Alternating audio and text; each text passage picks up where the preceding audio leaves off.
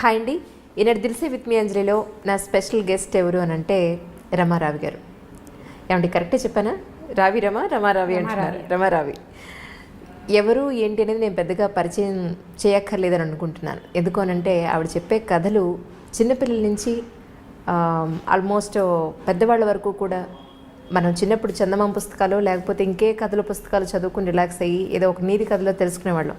ఈరోజు మన కళ్ళకు పని చెప్పాల్సిన అవసరం లేదు.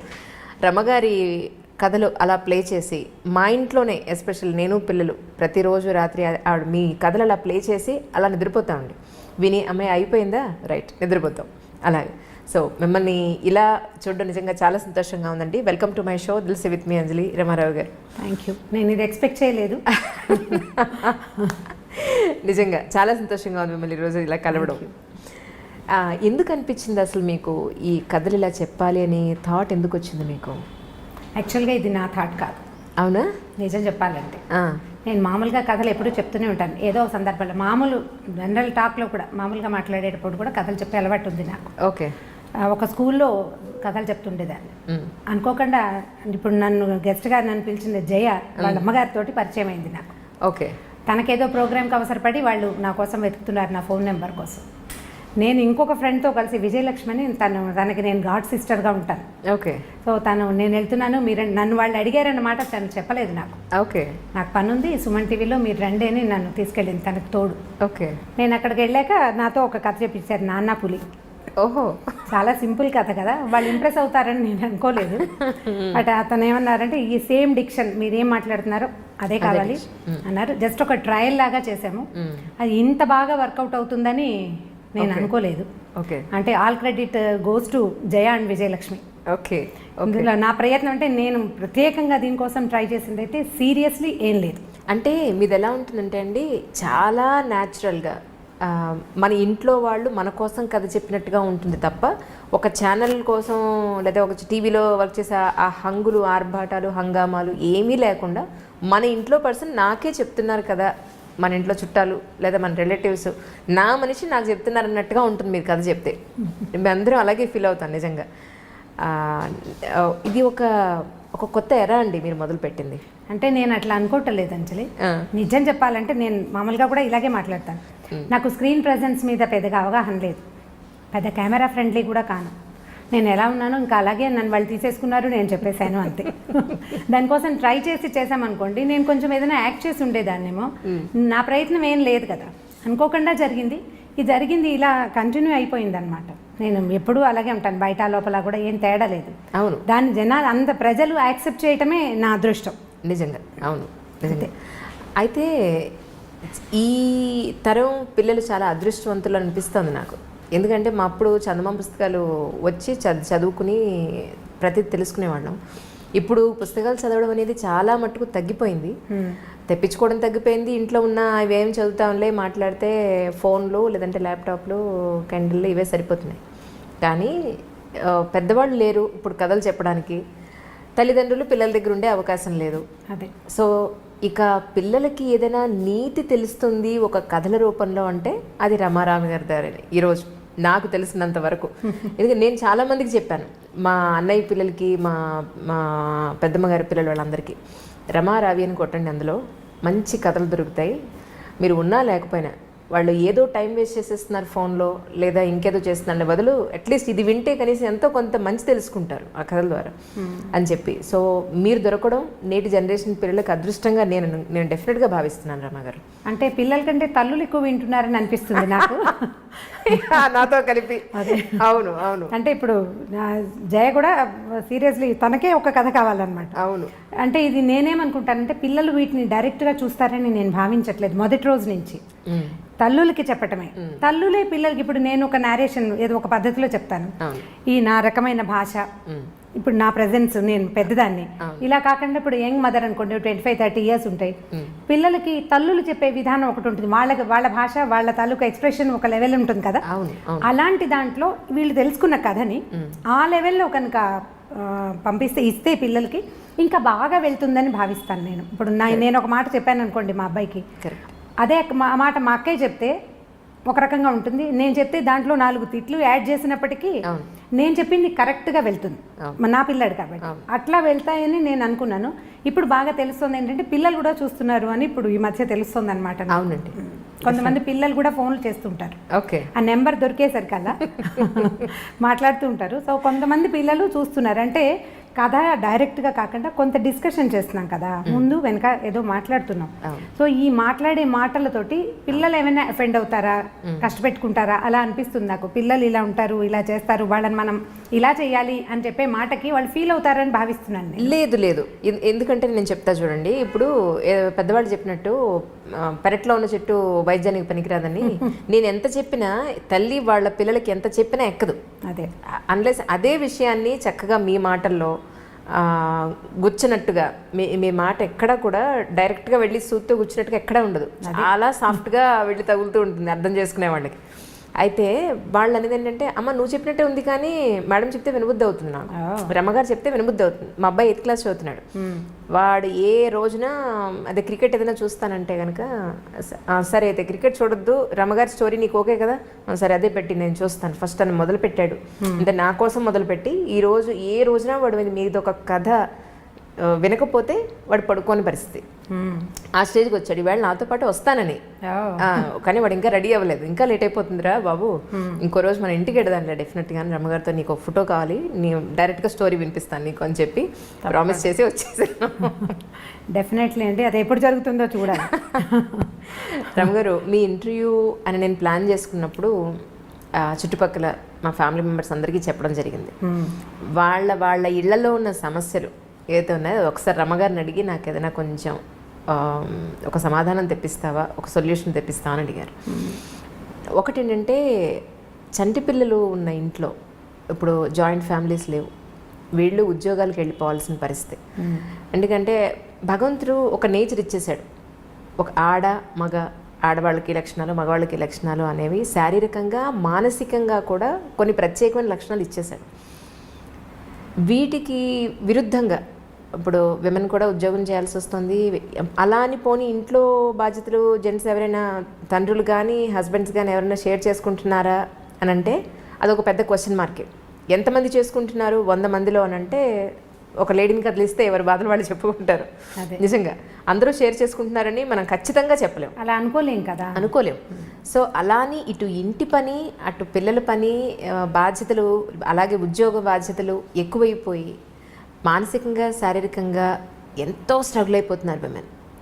వాళ్ళ ఆరోగ్యం గురించి కూడా వాళ్ళు పట్టించుకోని కండిషన్లో, తెలుసు వీళ్ళే ఇంటి ఈవిడ వండకపోతే అందరి ఆరోగ్యం ఉండదు అని తెలుసు, ఈవిడ ప్రాపర్గా లేకపోతే ఇల్లు సవ్యంగా నడవదని తెలుసు, అయినా వాళ్ళ గురించి వాళ్ళు పట్టించుకోరు.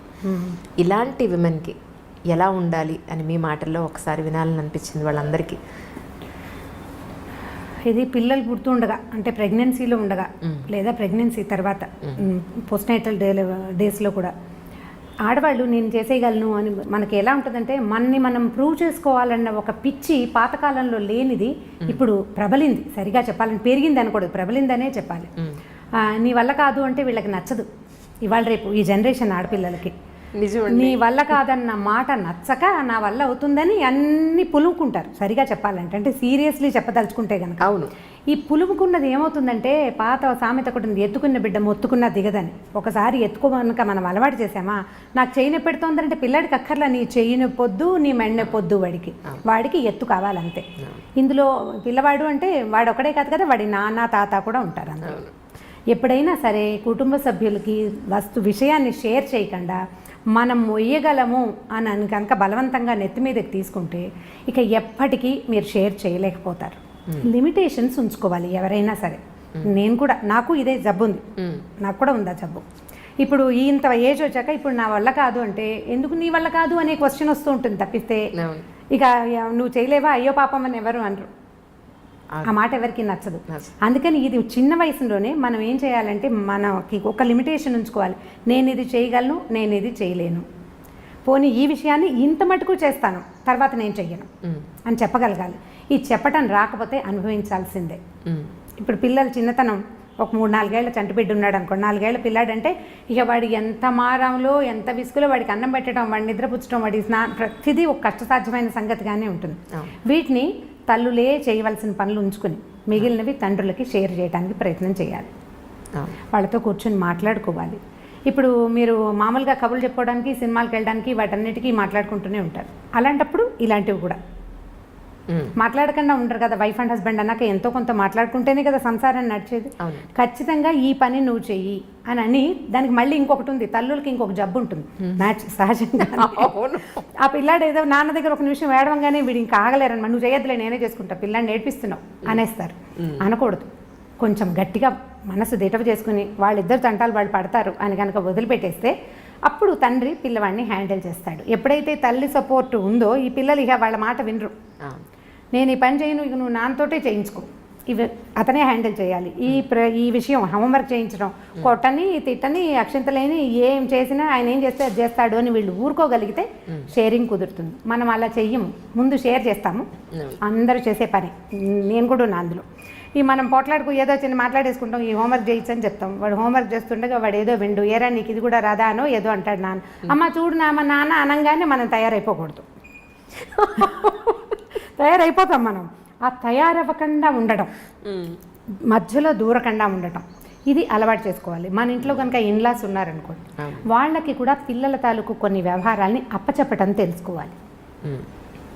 సాయంత్రం 7 నుంచి 9 దాకా తాతగారి దగ్గర కూర్చొని హోంవర్క్ చేసుకోవాలంటే తాత సరిగా చెప్పని సరిగా చెప్పకపోని మాట్లాడకూడదు.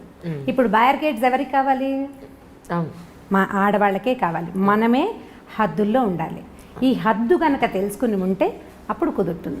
నాకు అన్నీ వచ్చు, నేను అన్నీ చేయగలను, ఈ పని ఆ పని సమస్తమైన పనులు నేనే చేసేయగలను అని ప్రూవ్ చేసుకోవడానికి ట్రై చేస్తే ప్రతిసారి మన శరీరం సహకరించదు. నిజమండి. కొన్నాళ్ళు అయ్యేసరికల్లా ఏమవుతుందంటే మానసికంగా వీక్ అయిపోతాం, సెల్ఫ్ పీటీ వచ్చేస్తుంది. నేను ఎంత కష్టపడుతున్నానో అనిపిస్తుంది. మీరు ఈ ఉద్యోగస్తుల్ని ఎవరిని కదపండి. మొన్న ఏదో ఆఫీస్కి వెళ్ళాం, పోస్టల్ డిపార్ట్మెంట్లో మా ఫ్రెండ్కి ఏదో పని ఉంది. నేను ఎంత కష్టపడుతున్నాను అంటది. ఎవరికోసం కష్టపడుతున్నావు? నీ గుర్రాన్ని కూర్చుతోకుంటే అది ఊపుకొని దాని మీద ఉన్న ఈగలు తోలుకుంటుంది. నువ్వు కష్టపడేది నీ కోసమే కానీ దేశం కోసం కాదు. నువ్వు, నీ ఇల్లు, నీ పిల్లలు, మహా అయితే నీ కజిన్స్, నువ్వు ఎవరికైనా హెల్ప్ చేస్తుంటే అంతేనా? దేశానికి ఏమైనా ఉపయోగమా? ఏం లేదు కదా. నేను చాలా కష్టపడుతున్నాను అనే సెంటెన్స్ని మర్చిపోవాలి. నేను నా కోసమే పనిచేస్తున్నాను, ఇది పెద్ద కష్టం కాదు. ఒకవేళ ఇది కష్టమా, దీన్ని నేను షేర్ చేస్తాను, చేయాల్సిందే. మా పిల్లలు నా మాట వినకపోతే నేను మా అక్కయ్యలు కప్పచెప్పేస్తాను. ఇవి పలానా విషయంలో వాడు వెండు, మా అక్కయ్య పిల్లలు కప్పచెప్పేస్తాను. ఎవరు వీడిని కొంచెం కనుక్కోండిరా, నాకు తెలియట్లేదు. నేను అసలు అడగను ఆ విషయం. వాళ్ళే మాట్లాడుకుని ఓకే పిన్ని ఏం పర్వాలేదని చెప్తారు. ఇలాంటి డిపెండెన్సీని తీసుకోవాలి. ఓకే, ఇది ప్రాక్టీస్ చేయాల్సిందే. మనకి మొదటి రోజున కుదరదు. దీనికోసం మనం మన చుట్టుపక్కల వాళ్ళతోటి మంచి సంబంధ బాంధవ్యాలు నేర్చుకోవాలి.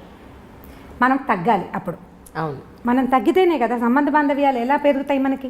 అవునండి. ఎవరితోటైనా మంచి రేపు రావాలంటే వాళ్ళకి అవసరమైనప్పుడు మనం ఉపయోగపడాలి, వాళ్ళు పెరిగినప్పుడు మనం తగ్గాలి.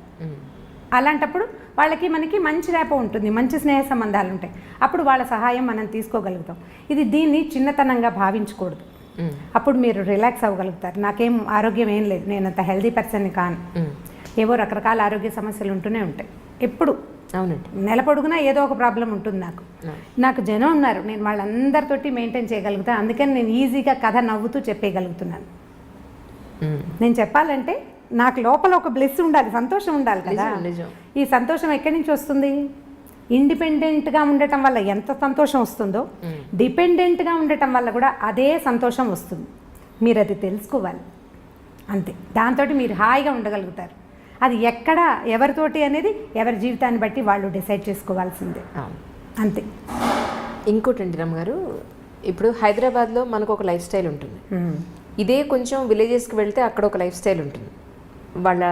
మనకి ఇక్కడ దొరికే మెటీరియల్ కానీ మన అన్ని రకాలుగా, అది ఫుడ్ అయినా డ్రెస్ అయినా మన లైఫ్ విధానమైనా ఇక్కడ ఒక రకం ఉంటుంది. ముంబైలో ఒకటి ఉంటుంది, ఢిల్లీలో ఒకటి ఉంటుంది, ఇంకో విలేజెస్లో ఒకలా ఉంటుంది. మన ఈ మధ్య మా ఇంట్లో జరిగిందే చెప్తున్నా. అందుకే మా కజిన్స్ వాళ్ళ పిల్లలందరూ వచ్చారు. వస్తే విలేజెస్ నుంచి వచ్చిన పిల్లలతోటి వీడు మాట్లాడట్లేదు. ఇక్కడ సిటీలో ఉన్న పిల్లలు, బెంగళూరు, ఢిల్లీలో, హైదరాబాద్లో ఉన్న పిల్లలు, మా కజిన్స్ ఊరి నుంచి వచ్చిన వాళ్ళతో మాట్లాడట్లేదు. ఏంటి ఎందుకు మాట్లాడట్లేదు? వాళ్ళని వెళ్ళండి మాట్లాడండి వాళ్ళతోటి అని అంటే, వాళ్ళ డ్రెస్ చూసావా, వాళ్ళ భాష చూసావా, ఇంగ్లీష్ రాదు వాళ్ళకి, మేము ఎలా కలుస్తాం వాళ్ళతోటి? నోరు తెరిస్తే ఏమిటే అలా ఉన్నారే అని అంటే మేము వాళ్ళతో ఎలా మాట్లాడతాం? మాకు ఇష్టం లేదు మాట్లాడడం అన్నారు. నేను చెప్పగలిగినంత డ్రెస్ చూసో ఇప్పుడు మీరు ఇంగ్లీష్ స్కూల్లో మిమ్మల్ని వేసాం కాబట్టి మీకు ఇంగ్లీష్ వచ్చింది, లేకపోతే మేము కూడా ఊళ్ళోనే ఉంటే మీరు కూడా అలాగే ఉండేవాళ్ళు. అంతే కదా. మనుషులు కలుపుకోవాలి, ఫ్రెండ్స్ అని నువ్వు అనుకునే ఫ్రెండ్స్ జీవితాంతం ఉంటారా, రక్త సంబంధికులే ఉంటారని చెప్పినా కూడా వాళ్ళు ఉన్న ఆ 2 రోజులు కూడా వెళ్ళి వాళ్ళతో కలవలేదు. సో ఇలాంటి పిల్లలకి తల్లిదండ్రులు చెప్తున్నారు, చెప్పినా వినని పిల్లలు కూడా ఉన్నారు, చెప్పని వాళ్ళు కూడా ఉన్నారు. ఇలాంటి పిల్లలకి మీ మాటలో ఒకసారి అని చెప్తారేమో అని. ముందు మనం పిల్లల్ని వాళ్ళతోటి కలపడానికి ప్రయత్నం చేయాలి. ఇలా సంవత్సరానికో 3 ఏళ్ళకో ఓసారి కాకుండా మనం కూడా ఊరు వెళ్తున్నాం అనుకోండి. ఇప్పుడు మనం ఊరు వెళ్తాం, మనతో పాటు మన 2 పిల్లలు వస్తారు. మిగిలిన ప్రపంచం అంతా పల్లెటూరు ప్రపంచమే ఉంటుంది కదా. వీళ్ళు అక్కడ అడ్జస్ట్ అవ్వడానికి 2 రోజులు పడుతుంది, తర్వాత అలవాటు పడతారు. అలా కాకుండా ఊరు నుంచి వచ్చిన ఒక మనిషి ఈ గుంపులో చిలకల గుంపు కాకుల గుంపు లాగా ఎవరు చిలక ఎవరు కాకి చెప్పలేము, కానీ వీళ్ళు అడ్జస్ట్ అవడం కష్టం. మనం అప్పుడప్పుడు కనుక తీసుకెళ్తే, అందుకని మేము ఫ్రీక్వెంట్ డిస్కషన్స్లో నేను చెప్తున్న మాట ఇదేనమాట. ఫంక్షన్లకి, పార్టీలకి, అన్ని చోట్లకి మనం ఏదో ఊరు వెళ్తాం, అక్కడికి పిల్లల్ని ఎందుకు అని అనుకోకుండా సాధ్యమైనది అంటే హాలిడేస్ ఉండాలనుకోండి, సెలవులు కుదిరినప్పుడు పిల్లల్ని కనుక తీసుకెళ్తూ ఉంటే ఈ కొత్త ఎన్వైర్న్మెంట్ కూడా వాళ్ళు అలవాటు పడే అవకాశం ఉంది. అదేం విపరీతం కాదని, మన కజిన్స్ ఇద్దరే ఇలాగ అతి భాషలో లేరు, అక్కడ ఉన్నదంతా అతి భాషేననే సంగతి వీళ్ళకి అర్థం కావాలి కదా.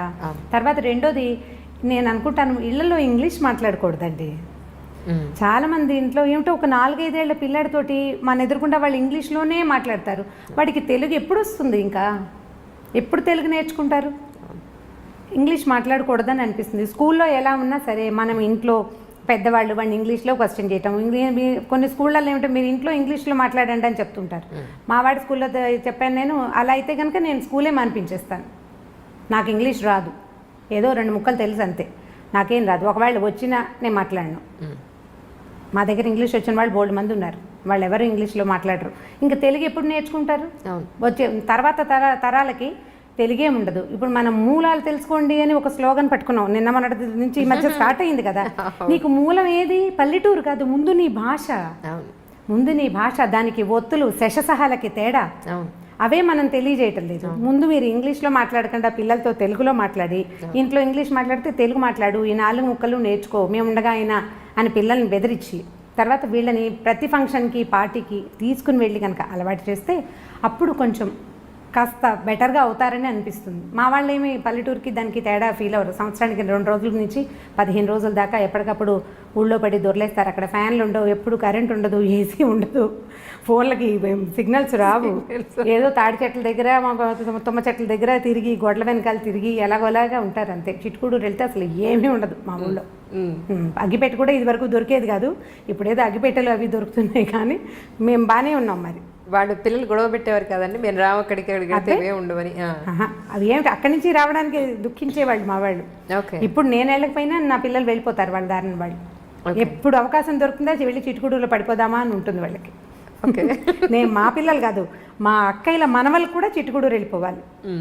చెరువు, దాని గాలి, అక్కడ ఉండే ఆ గాలిలో కనపడే, అంటే వాళ్ళ పిల్లల మనసులకు అర్థమవుతుంది, ఒక ఫ్రీడమ్ ఉంటుంది అక్కడ. ఏ హద్దులు ఉండవు, ఎక్కద్దు, దూకద్దు, తిరగద్దు, ఎండలో తిరగద్దు, ఇలాంటివి ఏమి ఉండవు. ఓ చోట కూర్చో మాట ఏముండదు. అరే తాడి చెట్టు ఎక్కుతున్నాడు, హెల్ప్ చేయండి రా అని ఎవరో ఒకడు ఇంకో కుర్రాడు వచ్చి ఈ చిన్నపిల్లాడు తాడి చెట్టు ఎక్కుతుంటే వాడిని ఎక్కిస్తారనమాట పైకి. మా అబ్బాయిలు కొబ్బరి చెట్లు అవి ఎక్కడం వచ్చు. మేము సిటీలోనే వాళ్ళు పుట్టి పెరిగిన, వాళ్ళ నాన్నగారు కూడా ఇక్కడే పుట్టి పెరిగారు. అయినా సరే వెళ్ళటం వల్లే వదిలేయండి కాస్త. ఇప్పుడు మనకు చుట్టాలు లేరనుకుందాం, పల్లెటూళ్ళు తీసుకెళ్ళండి, ఎక్కడైనా స్టే చేసేందుకు అవకాశం తీసుకుని. మీరు అలా గనక వెళ్తే మూలాలు తెలుసుకోవటం కాదు, వాళ్ళని వాళ్ళు తెలుసుకుంటారు. మనం ఇవాళ దీంతోటే పుట్టలేదు, ఇంతకుముందు ఇంకోటి కూడా మన జీవితాల్లో ఉండేది అనే సంగతి వాళ్ళకి అర్థమవుతుంది. ఇదే ప్రత్యేకమైన విషయం కాదు, మీరు అడిగారు కాబట్టి నేను ఆన్సర్ చెప్పాను, కానీ సహజంగా జరిగిపోతున్నాయి ఇవి. ప్రత్యేకంగా ఏం చేయట్లేదు, మూలాలు తెలుసుకోవడం కోసం వెళ్తున్నాం మేము, మా ఊరు మేము వెళ్తున్నాం అంతే. అలాగే ఇంకొకటి రమ్మగారు, సిటీలో ఇప్పుడు మీరు నేను నెక్స్ట్ అడగబోయే క్వశ్చన్ మీ దాంట్లోనే మొదలైపోయింది యాక్చువల్లీ. ఫ్రీడమ్ అనేది టీనేజ్ పిల్లలకి, అమ్మాయి అయినా అబ్బాయి అయినా సరే, అదొక పెద్ద టీనేజ్ పిల్లల్ని మేనేజ్ చేయడం పెంచడం అనేది తల్లిదండ్రులకి ఎస్పెషల్లీ వసిధార వ్రతం లాగా ఉంది. అసలు తలకు మించిన భారం అయిపోయింది ఈరోజు, ఎస్పెషల్లీ సిటీస్లో. విలేజెస్లో అంత లేదు, కానీ అక్కడ క్వశ్చన్ చేయాలంటేనే అమ్మ నాన్న వాళ్ళని ఒక మాట అండం ఏంటి అనే ఒక చిన్న ఇది ఉంటుంది, భయం భక్తి కనపడుతుంది. ఇక్కడ మన సిటీలో అది కనిపించట్లేదు. వాళ్ళది ఏంటంటే ఫ్రీడమ్ అనే దానికి విచ్చలవిడితనానికి డిఫరెన్స్ తెలియట్లేదండి. మా అమ్మ పార్టీలకి, బర్త్డే పార్టీలకి పంపదు. మా అమ్మ లేదా బయట ఫ్రెండ్స్ ఈరోజు పార్టీ, వీకెండ్ పార్టీ చిల్ అవుదామంటే మా అమ్మ పంపదు. లేదా మా అమ్మ హెయిర్ కలర్ వేసుకుంటానంటే వద్దంటుంది. మా అమ్మ నాకు మినిమం ఫ్రీడమ్ ఇవ్వదు. ఒక ఫోన్ వచ్చి నేను లోపలికి డోర్ వేసుకుని మాట్లాడతానంటే మా అమ్మ ఒప్పుకోదు. ఫోన్ వస్తే లోపలికి వెళ్ళి ఎందుకు మాట్లాడాలి, బయట ఎందుకు మాట్లాడకూడదు, మేము అందరూ ఉన్నాం కదా ఇక్కడ ఎందుకు మాట్లాడకూడదు అంటుంది. మా అమ్మ నాకు ఇవ్వాల్సిన మినిమం ఫ్రీడమ్ కానీ లేదు, ప్రైవసీ కానీ ఇవ్వట్లేదు. అసలు ప్రైవసీకి, ఒక వాళ్ళకి ఇవ్వాల్సిన స్వేచ్ఛకి, విచ్చలవిడితనానికి మీ మాటల్లో ఒకసారి. అంటే దీనికి ఇప్పుడు మనం మూలఛేదం చేసుకోవాల్సిందే ఈ ప్రశ్నకి సమాధానం చెప్పాలంటే. ఇప్పుడు పార్టీలకు వెళ్ళి చిల్ చేయటము, హెయిర్ కలర్ వేసుకోవటము పిల్లలకి ఎలా తెలుస్తున్నాయి? తమ తోటి వాళ్ళు చేయటం వల్ల ఒకటి, లేదా సోషల్ మీడియా వల్ల. ఇప్పుడు వీళ్ళు ఏదో నెట్లో యూట్యూబ్లో చూడడానికి చూస్తారు, రకరకాల హిందీవి షార్ట్ ఫిల్మ్స్, వీడియోస్ చూస్తుంటారు. అందులో చూసిన దాన్ని కాపీ చేయాలనుకుంటారు అంజలి ప్రధానంగా. ఇప్పుడు మనం యూట్యూబ్లోనే ఇవన్నీ రకరకాల ప్రోగ్రాములు చేస్తున్నాం. ఇప్పుడు దీంతో పాటు మనం ఏదో సంస్కారాలు వీటిని గురించి తెలియజేయాలని మనం అనుకుంటున్నట్టే ఫ్రీడమ్ని తెలియజేసేస్తున్నారు నానా రకాలుగా. ఇంగ్లీష్ వీడియోస్ కానీ, హిందీ వీడియోస్ కానీ మీరు చూడండి, ఒక అమ్మాయి అబ్బాయి చాలా ఫ్రెండ్లీగా ఉండటం, వాళ్ళిద్దరు బెస్ట్ ఫ్రెండ్స్గా ఉండటం కోకొల్లలుగా కనపడతాయి. ఆడపిల్లలు ఇష్టారాజ్యంగా హెయిర్ కట్లు, చిన్నవి పొన్నవి బట్టలు వేసుకోవటమే మనం చూస్తాం. ఇప్పుడు మనం చూసిన పిల్ల న్యాచురల్లీ అది కాపీ చేయాలని అనుకుంటుంది.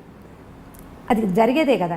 అక్కడి నుంచి ఓ 10 మంది పిల్లలు చూసారనుకోండి, ఓ 2 పిల్లల తల్లులు కొంచెం ఫ్రీగా ఆలోచించేవాళ్ళు, పిల్లలు ఇష్టారాజ్యంగా పోనీ ఇవాళ రేపు ఫ్యాషన్ అని భావించేవాళ్ళు ఓ 2 చేయనిస్తారు.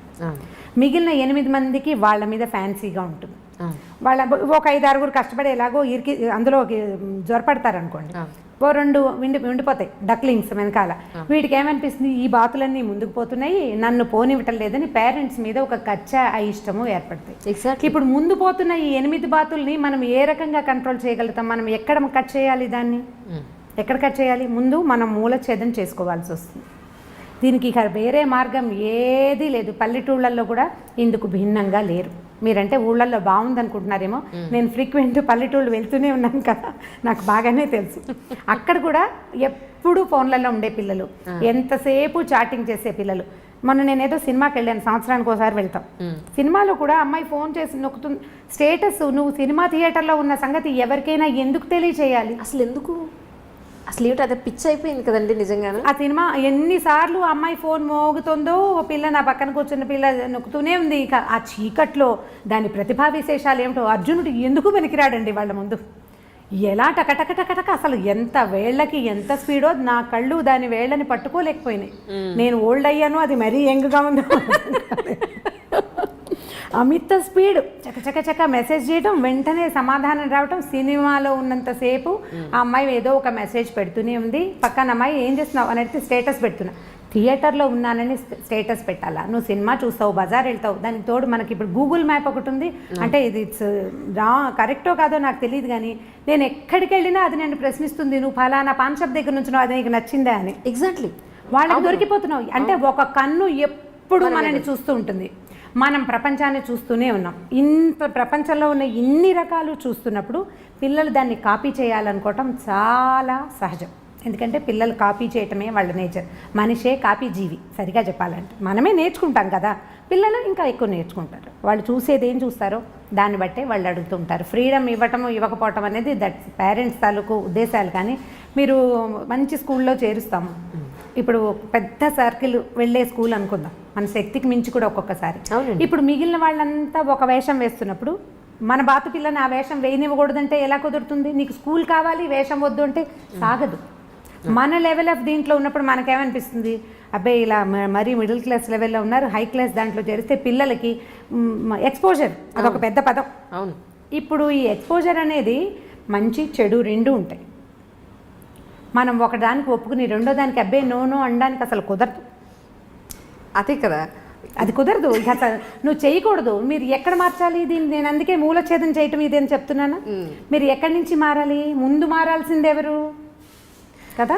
మరి అలా కాదు, మరి ఇప్పుడు బాగా చదివించాలనే ఉద్దేశంతో ఒక మంచి స్కూల్లో వేద్దాం, మనకి ఇన్కమ్ లేకపోయినా సరే ఏదో కష్టపడి చేద్దామని జాయిన్ చేస్తుంటే చదువు కాకుండా మిగిలిన విషయాలు నేర్చుకుంటున్నారు తప్ప చదువు నేర్చుకుని రావట్లేదు. చదువు నేర్చుకుంటారు. ఇప్పుడు ఇది ఎలా ఉందంటే వర్షం పడాలి, నేను అనుకున్న చోటే, నేను ఎక్కడ తవ్వాను అక్కడే పడాలంటే ఎలా కుదురుతుందండి?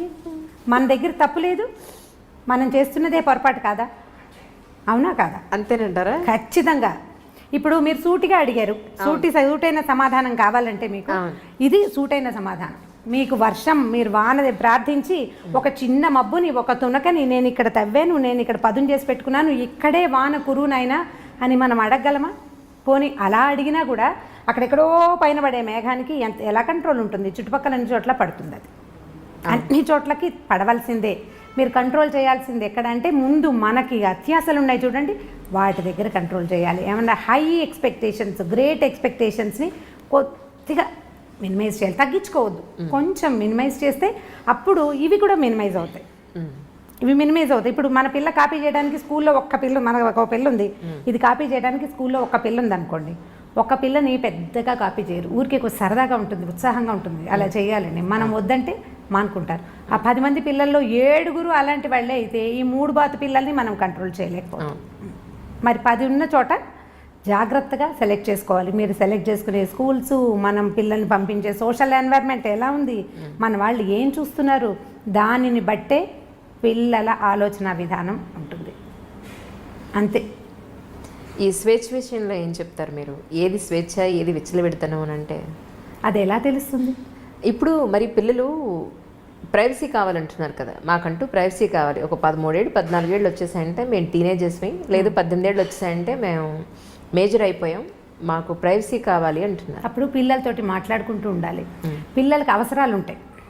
ఇప్పుడు ఎప్పటిదాకా ఉంటాయి? కనీసం బాగా సంపాదన పరులు అయ్యేదాకా కొన్ని అవసరాలు, సంపాదన పరులు అయ్యాక కూడా మోరల్గా అవసరాలు ఉంటాయి. ఇప్పుడు మనం లవ్ మ్యారేజెస్ తీసుకుందాం ఈ విషయంలో. నేను నా ఇష్టము, నాకు నచ్చింది, నా జీవితము, ఇది నా జీవితం అనే డైలాగ్ మనం బాగా తరచుగా వింటాం. ఈ నీ జీవితం ఎవరో పెళ్లి చేసుకున్న తర్వాత ఏదైనా సమస్య రాగానే వెంటనే అమ్మా నాన్న గుర్తొస్తారు. ఈ అమ్మా నాన్న గుర్తురాని తనం ఉంటే అప్పుడు అది నీ జీవితం అవుతుంది. ఈ ఏదైనా సమస్య రాగానే వెంటనే అమ్మా నాన్నలు ఎంటర్ అవుతారు, లేదా వీళ్ళే వెనక్కి వచ్చి పరిగెత్తుకుంటూ వచ్చేస్తారు కదా. వీళ్ళు పరిగెత్తుకొస్తారు, మా అమ్మా నాన్న కూడా అయ్యో పిల్ల సమస్యల్లో ఉందని దగ్గరికి తీసేస్తారు. ఇప్పుడు ఇది మనం చిన్నప్పటి నుంచి అలవాటు చేయాలని నేను అనుకుంటానండి. వాడు ఏదో పడ్డాడు, మా పిల్లాడు కింద పడంగానే వాడిని ఎత్తుకొచ్చేసి వాడిని కదలనీయకుండా నోట్లో అన్నం పెట్టేసి కాళ్ళు కట్టేసి వాడు బాత్రూమ్కి వెళ్తానంటే ఎత్తుకు తీసుకెళ్ళకుండా కుంటితే కుంటాడని వదిలిపెట్టేసి ప్లేట్లో అన్నం కలిపి చేతిలో పెట్టింది దారి నువ్వు తిను అని కనుక వదిలిపెడుతుంటే పడిన తర్వాత వాడు ఇప్పుడు తను ఆడుకుని పడ్డాడు, వాడు ఇండిపెండెంట్గా అవ్వటానికి అవకాశం ఉంటుంది. రేపు పొద్దున ఏదైనా సమస్య వస్తే నేను మళ్ళీ అమ్మా నాన్న దగ్గరికి వస్తే వీళ్ళు చచ్చినట్టు చేస్తారనే నమ్మకాన్ని పిల్లలకి ఇవ్వకూడదు. స్వేచ్ఛ కావాలంటే నువ్వు తీసుకో, ఏ ప్రాబ్లం వచ్చినా నువ్వు నన్ను పిలవకూడదు, నీ అంతటి నువ్వు చేసుకోగలవా? ఓకే, నేను నెలకి ఇంత సంపాదించి చూపించు నువ్వు నాకు, ఏది ఈ పని చేసి డబ్బులు తీసుకో నువ్వు. మొన్న ఒక వీడియో చేసాం ఈ మధ్య, పిల్లలకి పని చేయించి వాళ్ళకి డబ్బులు ఇవ్వండి అంటే చాలా నెగిటివ్గా, అంటే జనరల్గా నేను అన్ని నెగిటివ్ కామెంట్స్ ఎప్పుడూ చూడలేదు. ఈసారి అప్పుడు పాడైపోరా అండి, డబ్బులు చూపిస్తే పిల్లలు పాడైపోరా అండి అని చాలా మంది అడిగారు. డబ్బులు చూపిస్తే పిల్లలు పాడైపోతారా? మీరు చూపించే అతి ప్రేమ వల్ల కదా పిల్లలు పాడైపోయేది. డబ్బుతోటి పిల్లలు పాడవరు. వాడి కష్టానికి సరిపడా డబ్బులు తీసుకుంటే కనుక కష్టానికి డబ్బుకి విలువ తెలుస్తుంది, పిల్లలకి ఇండిపెండెంట్గా అవుతారు.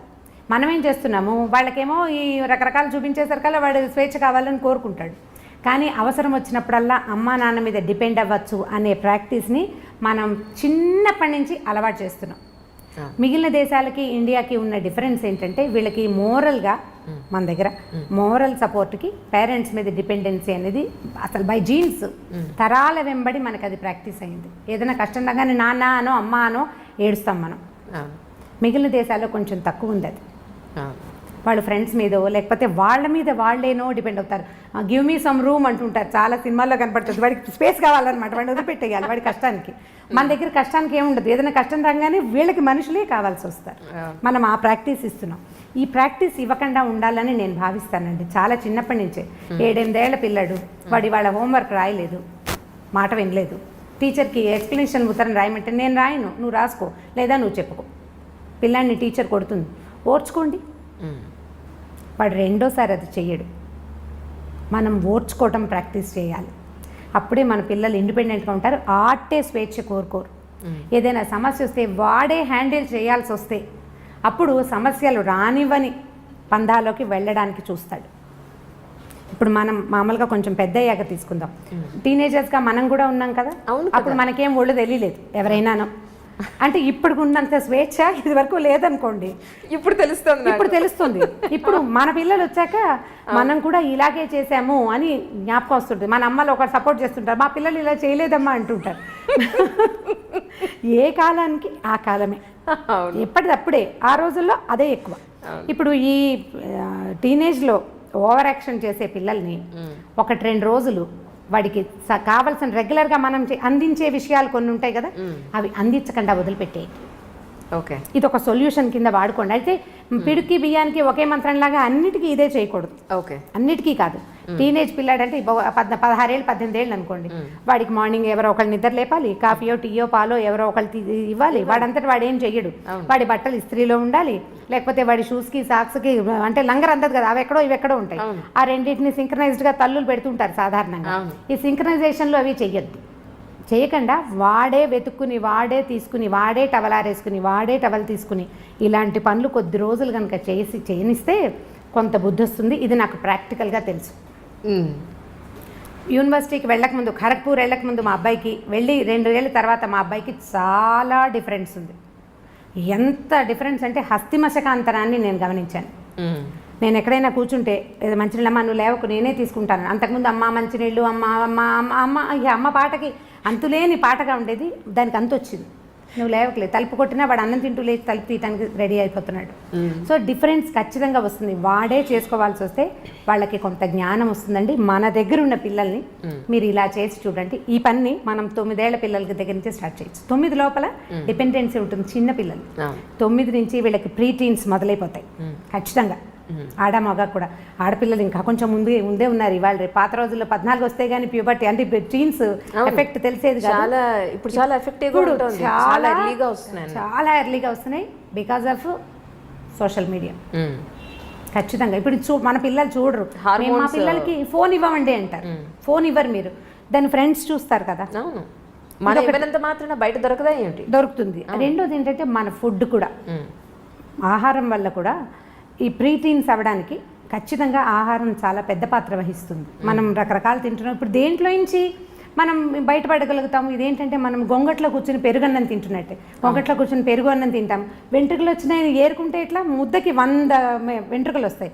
గొంగలి చేయబడేదే వెంట్రుకలతోటి. ఇప్పుడు మన పరిస్థితి అదే. మన స్కూళ్ళు అంతే, మన కాలేజీలు అంతే, అసలు మన సొసైటీయే అలా ఉంది. దీంట్లో నుంచి బయటపడడం మన వల్ల కాదు. మనం ఏం చేయాలంటే చిన్న చిన్న మార్పుల్ని సాధించడానికి ప్రయత్నం చేయాలి. దీన్ని పూర్తిగా మార్చే పాతకాలం మన పుట్టకల నాడు ఉన్నట్టుగా చేయాలని అనుకుంటే నిజంగా భ్రమ. అది చేయలేం మనం. ఎందుకంటే మనం 20లు 10ల నుంచి 2లు 3లలోకి వచ్చేసాం. 20లు 10లు లేవు. అవి ఎప్పుడో సంవత్సరానికి 1-2 సార్లే మనం కలుస్తున్నాం కదా. ఈ 2-3 జనాల్లో నుంచి దీన్ని ఎట్లా సాధించగలుగుతాం మనం?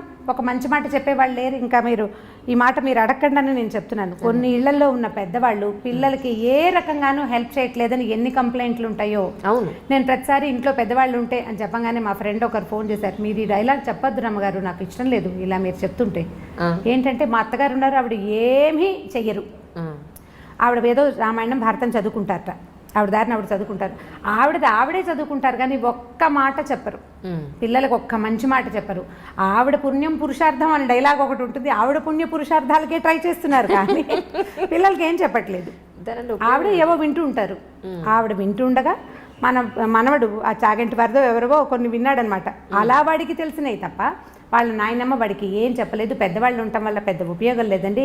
మీ పెద్దవాళ్ళు అంటే మా పాతకాలం వాళ్ళు అనమాట. వాళ్ళ వల్ల ఉపయోగం ఉండేదేమో, ఇప్పుడు వీళ్ళ వల్ల ఉపయోగం లేదు. మీరు ఎప్పుడు అదే డైలాగ్ కొడతారు, అందరూ అలా ఉండరు అని కూడా యాడ్ చేయండి దానికి. నిజమే ఇది కూడా యాక్సెప్ట్ చేయాల్సిన విషయమే. అంటే ఇప్పుడు నేను మా ఇంట్లో మా పెద్దకాయలను చూస్తాను. మా పెద్దకాయలు అంటే నాకంటే మా పెద్దకాయ దాదాపుగా 25 ఏళ్ళు పెద్దది. తన పిల్లలు కూడా నాకంటే పెద్దవాళ్ళు. మా అక్కయ్య ఉంటే ఎంత హెల్ప్ఫుల్గా ఉంటుందో వాళ్ళ ఇంట్లో. చాలా మంచి మాటలు, ఏదైనా సరే నాయనమ్మ చెప్తుంది అనుకుంటారు. ఈవెన్ మా పిల్లలు కూడా పెద్ద పెద్దమ్మ మీద చాలా ఎమోషనల్గా డిపెండ్ అవుతారు. తను లేదు, ఈ ఊళ్ళో లేదని ఎంత ఫీల్ అయిపోతారో, పెద్దమ్మ లేదు అని. ఇప్పుడు కొంతమంది వాళ్ళకు కుదురుతాయి అవి, కొంతమందికి సాధ్యపడకపోవచ్చు. కానీ పెద్దవాళ్ళు ఉంటే ఎంతో కొంత ఎన్వైర్న్మెంట్ బాగుంటుందని ఫీల్ అవుతాను. అంటే నా అనుభవం అది. అందుకని నేను పదే అదే చెప్తాను. దానివల్ల ఏ హెల్ప్ ఉండదు. పైగా పెద్దవాళ్ళు ఉండేసరికల్లా మా రోజుల్లో ఇలా లేదు అని చావగొట్టేస్తుంటారు. ఇంకొకళ్ళు చెప్పారు, అసలు ఒక 20 సంఖ్యలో కనీసం ఇవి ఉన్నాయన్నమాట. పెద్దవాళ్ళ వల్ల ఉపయోగం లేదు, వాళ్ళు ఉండటం వల్ల ఇంకా ఎక్స్ట్రా బర్డెను. ఈ పిల్లలకి వాళ్ళకి లంగరందకి చచ్చిపోతున్నాము. అవి రెండు వస్తాయి సమస్య. వాళ్ళు చెప్పే మాటలు, చెప్పే విధానం పిల్లలకి నచ్చదో పట్టాను. మన వాళ్ళ ప్లేస్లో ఉన్న వాళ్ళకి అమ్మమ్మ ఎప్పుడూ ఇంతే, లేదా మా అమ్మ ఎప్పుడూ ఇంతే. ఇప్పుడు అమ్మమ్మలు కూడా మారాలి, కొంచెం అప్ టు డేట్ అవ్వాలన్నమాట. వాళ్ళు కూడా అప్ టు డేట్గా ఏదో అంటే కొంచెం పెరగాలి వాళ్ళును. పాత పద్ధతుల నుంచి కొంచెం బయటకు వస్తే కొద్దిగా ఏదైనా కొంత పిల్లలతోటి సంబంధ బాంధవ్యాలు ఏర్పరచుకునేందుకు అవకాశం ఉంటుంది. నిజం నిజం. అలాగే ఏమంటే పొల్యూషన్, ఎక్కడ చూసినా పొల్యూషన్ పెరిగిపోయింది. మనం ఏది తాగే పాల దగ్గర నుంచి రాత్రి పడుకోబోయేంత వరకు కూడా అంతా కల్తీనే. పిల్లలు బయట చూస్తే మనం ఇచ్చే బాక్సులు వాళ్ళు తింటారన్న గ్యారంటీ లేదు. డబ్బులు ఇస్తే ప్రాపర్గా ఏ పళ్ళో లేకపోతే ఇంకోటి తింటారన్న గ్యారంటీ లేదు. ఏం తింటారో మొత్తానికి ఆరోగ్యం చెడగొట్టుకుని అయితే వస్తారు అల్టిమేట్గా. మీరు చిన్నప్పుడు డబ్బులు ఇస్తే పళ్ళు కొనుక్కొని తిన్నారా? మాకు తాండ్ర దొరికేది మా ఊళ్ళో. అదే మీరు చేయలేదు, పిల్లల్ని చేయాలనుకుంటున్నారు.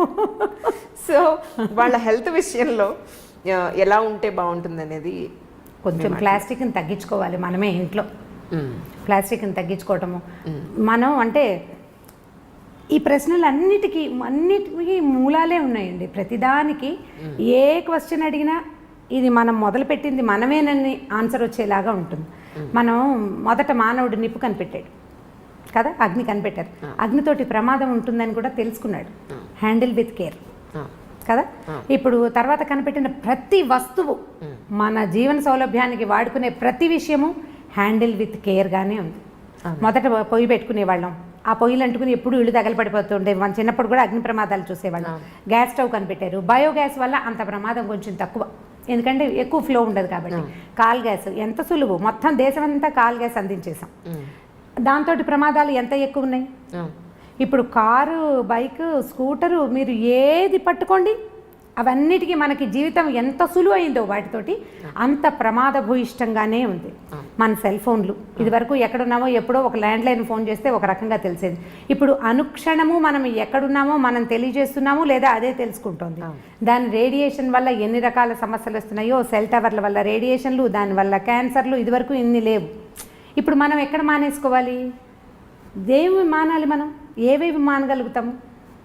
ప్లాస్టిక్ మొదట లేదు, దాదాపుగా ఒక 25-30 ఏళ్ల క్రితం రేర్గా బట్టల షాపులో ఒక ప్లాస్టిక్ కవర్ ఇస్తే దాన్ని బహుభద్రంగా దాచేవాళ్ళం.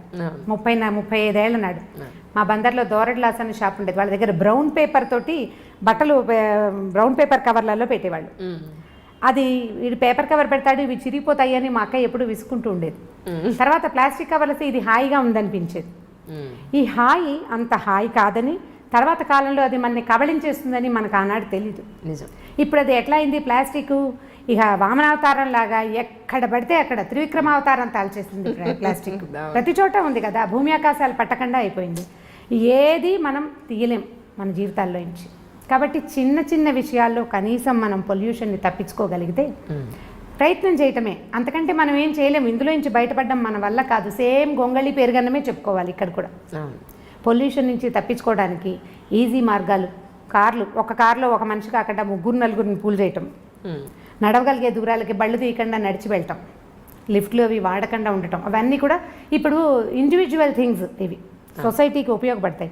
నేను చేస్తాను అనుకోండి, ఒక 5-6 నా చుట్టుపక్కల వాళ్ళు చేయకపోతే ఊరందరిది ఓ దారి, ఉలిపికట్టది ఇంకో దారి లాగా అవుతుంది, నాది ఇంకో దారి. అంతే కదా, అలాగే అవుతుంది. ఇప్పుడు మనం అందరం మాట్లాడుకుని కనుక ఈ ప్రయత్నం చేస్తే కొంత మటుకు బెటర్గా ఉంటుంది. ప్రయత్నం చేయాలి కదా. అందుకని నేను అనుకుంటాను సొసైటీస్లో, అపార్ట్మెంట్స్లో మాట్లాడుకుని ఈ పొల్యూషన్ని పక్కకి తీయడానికి ప్రయత్నం చేయాలేమోనని అనిపిస్తుంది. మనం ట్రై చేయాల్సిందే, లేకపోతే అవదు. దీనికి ఇనిషియేటివ్ ఎవరు తీసుకుంటారు? మళ్ళీ ఈ ఫోన్లు, మళ్ళీ మీటింగ్లు, ఒక మీటింగ్ కూర్చున్నప్పుడు ఒక చోట కూర్చున్నప్పుడు మళ్ళీ ప్లాస్టిక్ బాటిల్స్లో మంచినీళ్ళు, ఆ తర్వాత ఏమో డిస్పోజబుల్ గ్లాసులు, ప్లేట్లు తెచ్చుకుంటాం మనం. మనమేమో పొల్యూషన్ కంట్రోల్ చేయాలనుకుంటున్నాం, మన దగ్గర ఇవన్నీ ఉంటాయి. ఇప్పుడు గవర్నమెంట్ బోల్డ్ అన్ని మీటింగ్లు జరుగుతాయండి. ఇక మీటింగ్ అయిన తర్వాత ఆ ప్రాంతంలో ఎన్ని బాటిల్స్, ఎన్ని గ్లాసులు, ఎన్ని ప్లేట్లు, ఎంత చెత్తో, మామూలు చెత్త కాదు. ఇవన్నీ ఎక్కడికి వెళ్తాయి? కష్టం కదా. మనం ఆలోచించి దీన్ని పక్కకు తీయాలి. ఇళ్లలో కనుక చేస్తే బాగుంటుంది అనిపిస్తుంది. ప్లాస్టిక్ని తగ్గించుకోండి, ప్లాస్టిక్ వాడకం, తర్వాత నాన్ స్టిక్ లాంటివి వాడడం, అవన్నీ మనంతటా మనం చేసుకుంటే. ఇప్పుడు నేను చేస్తాను సీరియస్గా, మా ఇంటికి వచ్చిన వాళ్ళకి చెప్తాను, వాళ్ళకి నచ్చింది అనుకోండి, అంటే నా వే ఆఫ్ టాకింగ్ వాళ్ళకి నచ్చాలి. ఆ రోజు వాళ్ళ మంచి మూడ్లో ఉండాలి. ఇవన్నీ ఉన్నాయి కదా, ఉన్నప్పుడు మార్చుకుంటారు. ఇవాళ నుంచే అట్లా స్ప్రెడ్ అవుతుంది. అంతే. 1:2, 1:3, మళ్ళీ 3:9 ఈ రకంగా వెళ్ళాలి. ప్రయత్నం చేస్తే మన ఇళ్లలో, కనీసం మన చుట్టాల ఇళ్లలో, నేను ఇది కొన్ను, ఈ వేరు కొన్ను, ఆ వేరు నేను కొన్ను. యాక్చువల్గా నాకు కూడా మొదట్లో ప్లాస్టిక్ వస్తువులు మంచి సరదా ఉండేది. ఒక కొన్నేళ్ల క్రితం ఆ కలర్ఫుల్గా ఉంటే అదే కదా చాలా బాగుంది, క్లీన్గా ఉంది, నీట్గా ఉంది అనిపించేది. ఎప్పుడైతే ఇది మన తినేస్తుంది అని అర్థమైందో, ఒక 10 ఏళ్ళుగా నా అంతటి నేను ఏమీ కొనలేదు. వాటంతటా అవి వచ్చినవి ఓ రోజు వాడడం, మళ్ళీ జాగ్రత్తగా తీసి పక్కకు పెట్టడం. ఇది ఏంటంటే హ్యాండిల్ విత్ కేర్ అన్నాం కదా. అవసరమైనప్పుడు, అత్యవసర స్థితిలో వాడుకోవటం, లేనప్పుడు దాన్ని రోజువారీ వాడకంలోకి పెట్టకూడదు. ఇప్పుడు మా దగ్గర బోల్డ్ డబ్బాలు ఉన్నాయి, అవన్నీ ఏం చేయాలి? పారేయాలంటే పారేయద్దు, అత్యవసరానికి వాడుకోండి. ఎక్కడికో బయటకు వెళ్తాము, స్పిల్ అవ్వకుండా ఒక పదార్థాన్ని తీసుకెళ్ళాలి, అప్పుడు వాడుకోండి. స్పిల్ ప్రూఫ్గా ఉండే డబ్బాల్ని ఆ ఒక్క రోజుకి, అప్పుడు బాగానే ఉంటుంది కదా. దానికోసం ట్రై చేస్తే మనమే. ఇప్పుడు దీని అన్నిటికీ ఆడవాళ్లే ట్రై చేయాలా అంటే, మనం ట్రై చేస్తుంటే మనతో పాటు ఉన్న వాళ్ళు చచ్చినట్టు ట్రై చేస్తారు. రెండో దారి లేదు. రెండో దారి లేదు కదా. నేను ఇలాగే చేస్తానంటే రెండో వాళ్ళు ఏం చేస్తారండి? అవును, అనే చెయ్యను, అంతే. దానికోసం పోట్లాడక్కర్లేదు. చేయనంటమే, వినిపించుకున్నట్టు ఉండిపోవటం, వినపడినట్టు ఊరుకోవటం, వాటిని ప్రాక్టీస్లో పెట్టాలి. ఏ ఆడవాళ్ళైనా సరే. ఇప్పుడు మనకు నచ్చిన విషయం ఒకటి ఉంది, వాళ్ళకి నచ్చలేదు అవతల వాళ్ళకి, ఏం చేస్తాము? 2 రోజులు పోరాడతాం. పోరాడేది ఏమిటి? నిశ్శబ్దం. ఊరుకున్నంత ఉత్తమం లేదని చెప్తారు. ఊరుకోవాలి. వినిపించుకోకుండా మన దారిని మనం చేస్తుంటే కొన్నాళ్ళకి ఆటోమేటిక్గా అదే అలవాటు అయిపోతుంది, అంతే. కానీ ఎంత కష్టం మాట్లాడకుండా. మన కోపం వచ్చినప్పుడు, మనకి యాంటీగా ఒక విషయం జరుగుతున్నప్పుడు, మనకు నచ్చంది జరిగినప్పుడు ఒక మాట అనకుండా కామ్గా ఉండాలంటే చాలా కష్టం కదండి. చాలా కష్టం. మీ వాళ్ళ అమ్మగారు ఏం చేసి ఉంటారో ఆలోచిస్తే ఈజీగా అనిపిస్తుంది. ఓకే, నిజంగా. ఎందుకంటే ఇప్పుడు మనకి లైఫ్ సులువైపోయింది కదా అంజలి. నిజంగా ఎంత ఈజీ అయింది. సింపుల్గా బళ్ళ మీద, కార్ల మీద వెళ్ళిపోతున్నాం. ఏదైనా పచ్చడి చేయాలంటే ఈజీగా చేసేస్తాం. ఇదివరకు ఆవకాయ అంటే 10 రోజుల పని. ఇప్పుడు ఏం లేదు, రైతు బజార్ వెళ్తాం, 3-4 గంటలు ఆవకాయ ఫినిష్ చేసి డబ్బాకెత్తి పక్కన పడేస్తాం. చాలా తొందరగా అయిపోతుంది. అన్ని పనులు ఈజీగా అవుతున్నాయి. మన అమ్మమ్మల జీవితాలు ఇలా సులువుగా నడవలేదు. చాలా స్ట్రగుల్ అయ్యేవారు, చాలా శ్రమ పడేవాళ్ళు, బోల్డ్ అంతా పని చేసేవాళ్ళు, అలుపు సులుపు లేకుండా ఉండేవాళ్ళు. నిజం. అలుపు లేకుండా ఉండి తర్వాత మరి నెక్స్ట్ డే నడవాలి కదా.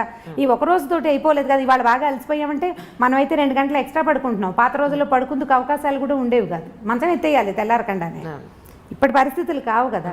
వాళ్ళని ఒకసారి తలుచుకుంటూ ఉంటే మన ముందు తరం వాళ్ళు ఎంత స్ట్రగుల్ అయ్యారో ఆలోచిస్తే ఇది ఈజీగా అనిపిస్తుందని నేను అనుకుంటాను. నేను మా మదర్ని బాగా తలుచుకుంటా ఆ విషయంలో, మా నాయనమ్మని కూడా. ఎలా వీళ్ళు సర్దుకున్నారు, ఎట్లా వీళ్ళు చేయగలిగారు. మా పెద్దక్కయ్యలు 3 కూడా ఎప్పుడూ నాకు ఫ్యాసినేషన్ వాళ్ళ మీదే ఉంటుంది. వీళ్ళు ఎలా చేశారు అని. పొయ్యి మీద వంట చేసుకోవటం, 20 మంది 15 మంది పిల్లలు, ఇంటి నిండా పిల్లలు, ఓ పిల్లకి జ్వరం, ఓ పిల్లకి తలనొప్పి, ఇంకో దానికి ఇంకోటి ఏమిటో, ఒకటి పడి కాలికి దెబ్బలు కొట్టుకుంటారు.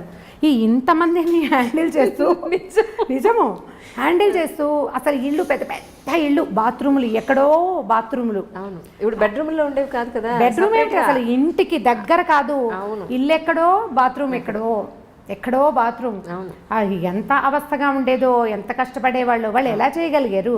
ఎప్పుడు చూసినా నవనవలాడుతూ పక్కపక్కలాడుతూ బాగానే ఉండేవాళ్ళు, రకరకాల పనులు చేసుకుంటూ. నేను వాళ్ళని ఎప్పుడూ తలుచుకుంటాను. నేను వాళ్ళతో పోలిస్తే 100 పని చేయట్లేదు అనిపిస్తుంది ఇప్పుడు. కరెక్ట్. వాళ్ళు అలా పోల్చుకుంటే కనుక మీకు సహనం ఆటోమేటిక్గా వస్తుంది. First of all self pity పోగొట్టుకోవాలి. ఇప్పుడు ఆడపిల్లలకి పెద్ద జబ్బు అదే. అవునండి, చాలా పెద్ద జబ్బు. నేను ఎంత కష్టపడుతున్నానో అన్న వాక్యం మర్చిపోతే ఏముండదు, ఈజీగా ఉంటుంది. మీరు ఆలోచించి చూడండి ఒకసారి. మీరు చెప్తుంటే నేను ఊహిస్తున్నాను. యాక్చువల్లీ మీరు చెప్పిన దాంట్లో నేను కూడా ఉన్నాను.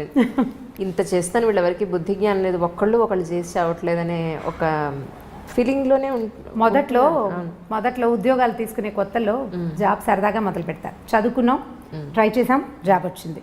తర్వాత దాని మించి మనం బోలంత రెవెన్యూ సాధిస్తాం, అందరికీ ఉపయోగపడుతూ ఉంటుంది. ఇప్పుడు మనకి పని బాగా చేసేస్తాం ఖాళీగా ఉండేసరికి, అందులో కొంచెం ముందుకెళ్తాం, ఉద్యోగంలో ముందుకెళ్తాం, మనకు ఒక చిన్న సాటిస్ఫాక్షన్ లోపల ఒక ఈగో సాటిస్ఫై అవుతూ ఉంటుంది. కొన్నాళ్ళు పోయాక ఈ పని చేయలేను, నా వల్ల కాదు అని ఆఫీస్లో చెప్పడానికి కూడా మనకు ప్రాణం ఒప్పదు. ఎందుకంటే లోపల ఒక ఈగోని, ఆత్మారాముడిని సంతృప్తిపరచాలి కదా. ఆత్మారాముడు అంటే ఆకలే కాదు, మన ఆత్మకి మనం అలవాటు చేసినటువంటి సంతోషం, దాంట్లోంచి బయటపడాలని ఉండదు మనకి. ఈ కొన్నాళ్ళు పోయిన తర్వాత ఆత్మారాముడికి అయ్యో పాపం అనిపించడం మొదలుపెడుతుంది. నిజంగానే అవును, అంతే. ఇప్పుడు ఒక 8-10 ఏళ్ల జాబ్ తర్వాత మీకు ఎన్ని బర్డెన్స్ వచ్చినా, ఎన్ని ఇబ్బందులు వచ్చినా మీకు ఉద్యోగం మాందామని ఉండదు. మొదటిది ఆ వస్తున్న డబ్బు, దానివల్ల ఉన్న ఉపయోగాలు అవి పెద్దగా కనపడతాయి. వీటన్నిటిని మించిన అద్భుతమైన విషయం ఏంటంటే సాటిస్ఫాక్షన్. దేన్ని సాటిస్ఫై చేస్తున్నాము మనం? ఈగోని, ఆత్మ తృప్తి, దాన్ని పోగొట్టుకుందామని ఉండదు. అందుకని చేయలేకపోతాము. అప్పుడు మన మీద మనం జరపాలి. ఆత్మారాముడికి జాలేస్తుంది అనమాట మన మీద. ఈ జాలేసేసరికి ఏమవుతుంది, మనం సెల్ఫ్ పిటీకి లోనయ్యి అవతల వాళ్ళని ఇబ్బంది పెడుతూ ఉంటాం. మీరు ప్రతి వాళ్ళు, ఇది వింటున్న ప్రతి వాళ్ళు, నా సెల్ఫ్ పిటీ తోటి నేను ఎవరెవరిని ఇబ్బంది పెడుతున్నాను అని కనుక ఆలోచించి లిస్ట్ రాస్తే మీరు ఊహించలేనంత పెద్ద లిస్ట్ వస్తుంది. చాలా పెద్దది ఆ లిస్ట్. నేను కష్టపడుతున్నాను అని మొదట మన అమ్మల నాన్నల దగ్గర నుంచి అందరినీ ఇబ్బంది పెడతాం మనం. మనకు తెలియకుండానే హర్ట్ చేస్తాం. దానికి లోన్ అవుతున్నది మనము, సెల్ఫ్ పిటీకి లోన్ అయ్యేది మనమైతే దానివల్ల సఫర్ అయ్యేది మిగిలిన వాళ్ళు అవుతారు. మొట్టమొదట తీసేయాలి. ప్రతి ఉద్యోగస్తులైన వాళ్ళు, ప్రతి ఆడవాళ్ళు, నేను ఇంట్లో ఎంతో కష్టపడుతున్నాను అనే డైలాగ్ని మర్చిపోవాలి. ఎవడి వంతు పని వాడు చేసుకుంటూ జీవితాన్ని ముందుకు తీసుకెళ్ళాలి. మీరు ఎట్లా అనుకుంటే చెట్లు చేమలు కూడా సెల్ఫ్ పిటీతోటి బాధపడాలి. వాళ్ళకి వాటికి మనకి పెద్ద తేడా ఏం లేదు. వాటి పని అవి చేస్తున్నాయి, మన పని మనం చేస్తున్నాం. ఇలా కనుక అనుకుంటే మీకు సెల్ఫ్ పిటీ రాదు, మీరు ఇంకా ముందుకెళ్ళగలుగుతారు. మీ ఉద్యోగ జీవితంలోనూ మామూలు దైనందిన జీవితంలో కూడా మీరు చాలా సాధించగలుగుతారు. ఎక్కువ మందికి ఆదర్శంగా కూడా ఉండగలుగుతారు. సెల్ఫ్ పిటీ పడద్దు. నిజం. తర్వాత రమ్మగారు, పేర్లు చెప్పకూడదు. ఒక సమస్య ఏంటంటే ఒక ఫోను ఒక ఇద్దరి దంపతుల జీవితాలని ఎలా నాశనం చేసింది అనేది. ఈరోజు హస్బెండ్ అతని ఫోన్కి అతని పాస్వర్డ్ పెట్టుకుంటున్నాడు, వైఫ్ ఈవిడ ఫోన్కి ఈవిడ పాస్వర్డ్ పెట్టుకుంటుంది.